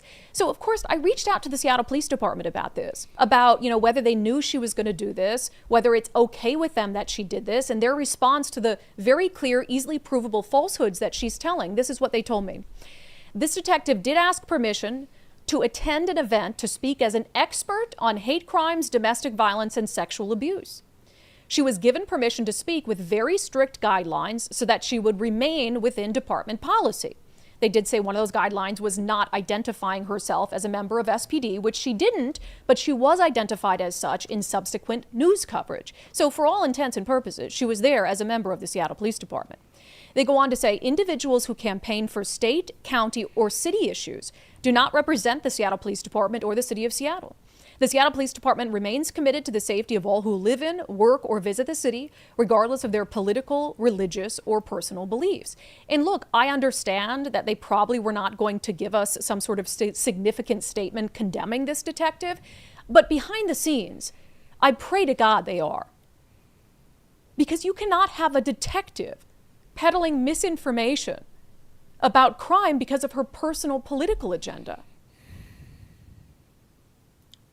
100%. I told you Brandy was better. Very smart woman. Very smart woman. And I think that it was very awesome to be able to go to the meeting. And I was so happy I called Trinity and I told her all about it the day that it happened, because it seems like God is putting pieces together. And what's really amazing is, I told you guys this story before, and if you want to hear it, you can stick around. If not, that's okay. But I told you this story when I was just on fire for God in my early 20s. I wanted to serve so bad, and something happened in Honduras, floods because of Hurricane Mitch. And I wanted to help. I felt that God put something in my heart and says, Dennis, I want you to go to Honduras and I want you to help, right? The people that have been suffering because of the Hurricane Mitch. And I said, okay, I prayed about it. And then I actually went and preached at different churches. And I preached not to get an offering for myself, but to share the message and to see if anybody wanted to help. I did like 3 churches not one of them gave me $1. Not $1. So I decided that my plane ticket was almost time for me to take off, and I don't have any offerings. I don't have any clothing. I have nothing to take with me. So I decided I'm going to go ahead and work overtime, and then I used that whole check. Went to the dollar store and grabbed a bunch of hygiene stuff, little deodorants, toothpaste, toothbrush, shampoos, etc. Right? Stuff for hygiene because, there's the flood, everything is dirty. And so try to, do this, right? And then I went and bought some secondhand store clothes. And I got 2 big boxes, right, of supplies. And I'm just like, man, I'm sitting in the plane saying, God, but you told me to go to Honduras to go help with this. Why nobody gave me money? Why nobody gave me a donation with clothing? Why did I have to use my money? It's not like I'm questioning this and why you didn't give. No, I just want to understand. It's not enough, Lord, Father. If I can give you more, I want to give you more, but I don't have any more, and I felt like it was not enough. Well, long story short, you guys may have heard this story before, and I get emotional, but I'm going to cut that emotion today. I ended up meeting, in the last little bit of supplies that I had, I ended up meeting the son of a pastor simply because I went inside this church that was being built because there was a drunk person in there. And the pastor's son came in, asked me for my name, and we introduced each other. He says, hey, I'm working with some Americans, and we're preaching the gospel of Jesus Christ. Would you like to come with us? And I say, oh, yeah, sure. Well, I didn't know that the Americans were actually World Vision. And you guys know who World Vision is? Well, let me just tell you. I went there, and as we waited for hours, I was so mad at the Americans. It's like you told them here, 6 o'clock. They've been here waiting for 4 hours, almost 5 hours. And the wife told me, well, she said something about, they can wait, right? And I was upset, and I told the husband and this and that. Well, they come in, guys, and they open the warehouse door, and I see mountains of boxes of supplies, of clothing, foods. Oh my gosh. And I'm over here wasting my money. I could have gone to Honduras and have a nice vacation, I'll tell you that. And then we load the truck up. We do 3 trips, we load it up, and they take it to the airport.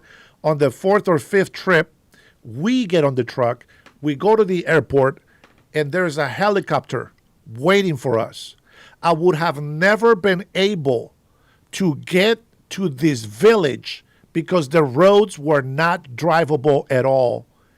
And by God's grace and love and mercy, not only was there a warehouse full of clothing and food and everything that they needed to give away, we didn't have enough help. And I met a great kid that was probably a pastor by now. Haven't seen him forever. And we had a vehicle that took us to the airport. We had a helicopter that took us into the village. We walked around and we talked to all these people. We brought them back to the center where we had all the supplies done. And the look on their old people's faces when we gave them a little box of care, big smile, 1 tooth, and my heart just melted. And I am teary at this moment, just looking like I am so sorry, God, that I questioned you. And I tell you that story because as we are running here, I have met so many great patriots on my chat. And every day more and more subscribe to my channel. And you guys are so encouraging, despite the negativity that comes into our channel, we are getting ready for something. And this time, I'm not going to try to do it all by myself. I am going to trust that God has the right people, the right tools in place to get the job done. This woman that just talked and all the people that I met, you guys on the chat, a church connection, business owner connection, and we're getting ready for all these things. And it's just like, I need somebody to talk about abortions. I need to have somebody to talk about transgenders. I need a person to talk about, just basic American rights, about jobs, about businesses. And of course, I can talk about all those things myself, but you need to have witnesses. You need to have people that specialize in those fields to assure or to reassert your opinion on that matter, and what kind of campaign you're running. What are you telling the people? Are you being truthful? Are you being political, or are you really being an American patriot trying to do something to defend and protect and provide the best of what you can to help people? And well, I'm telling you, I am trusting in God 100%. You guys see the way I talk? I don't deserve it. I am nobody. I am not even the right tool according to my criticism, according to my haters. I am the worst tool. Well, let me remind you that God put President Donald Trump in office. And even though people raise false testimonies against him, they call him a pedophile, which is false. They call him a rapist, which is false. They call him all these names which are false. He has a bad past, yes, and I know it. But God has forgiven him. And what he's doing today, he is using President Donald Trump as the tool to do his will in this world. Not just this country, in the world. And it's crazy that the world sees it, except for the crazy leftists in the United States of America. And that's one of the reasons why I cannot give up. That is one of the reasons why I stay encouraged. And it's crazy that I continue to have people that truly support me. People that are really, truly believing that God is making the miracle, that God is doing what he promised that he was going to do for the people. And I am amazed every single day that I am here. I'm telling you that right now. Even yesterday, when I was feeling a little depressed, lack of sleep and all this stuff, and I have my sister Trinity to encourage me and give me words of wisdom and advice and love, and the patience that some of my brothers in here, like man, I talked to him on the phone, with Robert, Saltwater, Berniel, of course, he's still up there in the red, $100 donation, super chat, and that's nothing. He's done a lot bigger than that, and also Zels on top of that. He doesn't do that just for me, by the way. He does it for other people as well. But I appreciate him, and I'm going to have his back when it's time for him to run for office. I really want him to do it. And hopefully by then I will have more experience, and, I can give him a big help. I know this chat that we have right now, guys, it's actually a very good thing to have. So I'm going to say, with that being said, we're going to call it. We're going to call it a night. You've been with me tonight. Thank you so much for being here. I love you all. Thank you for being an addition to our family. Thank you for liking, subscribing, obviously, and for taking the time to become members of the Dennis Herrera Show. God bless you. God bless your family. And God bless the USA. You guys have a wonderful weekend. Be good. Much love to you all.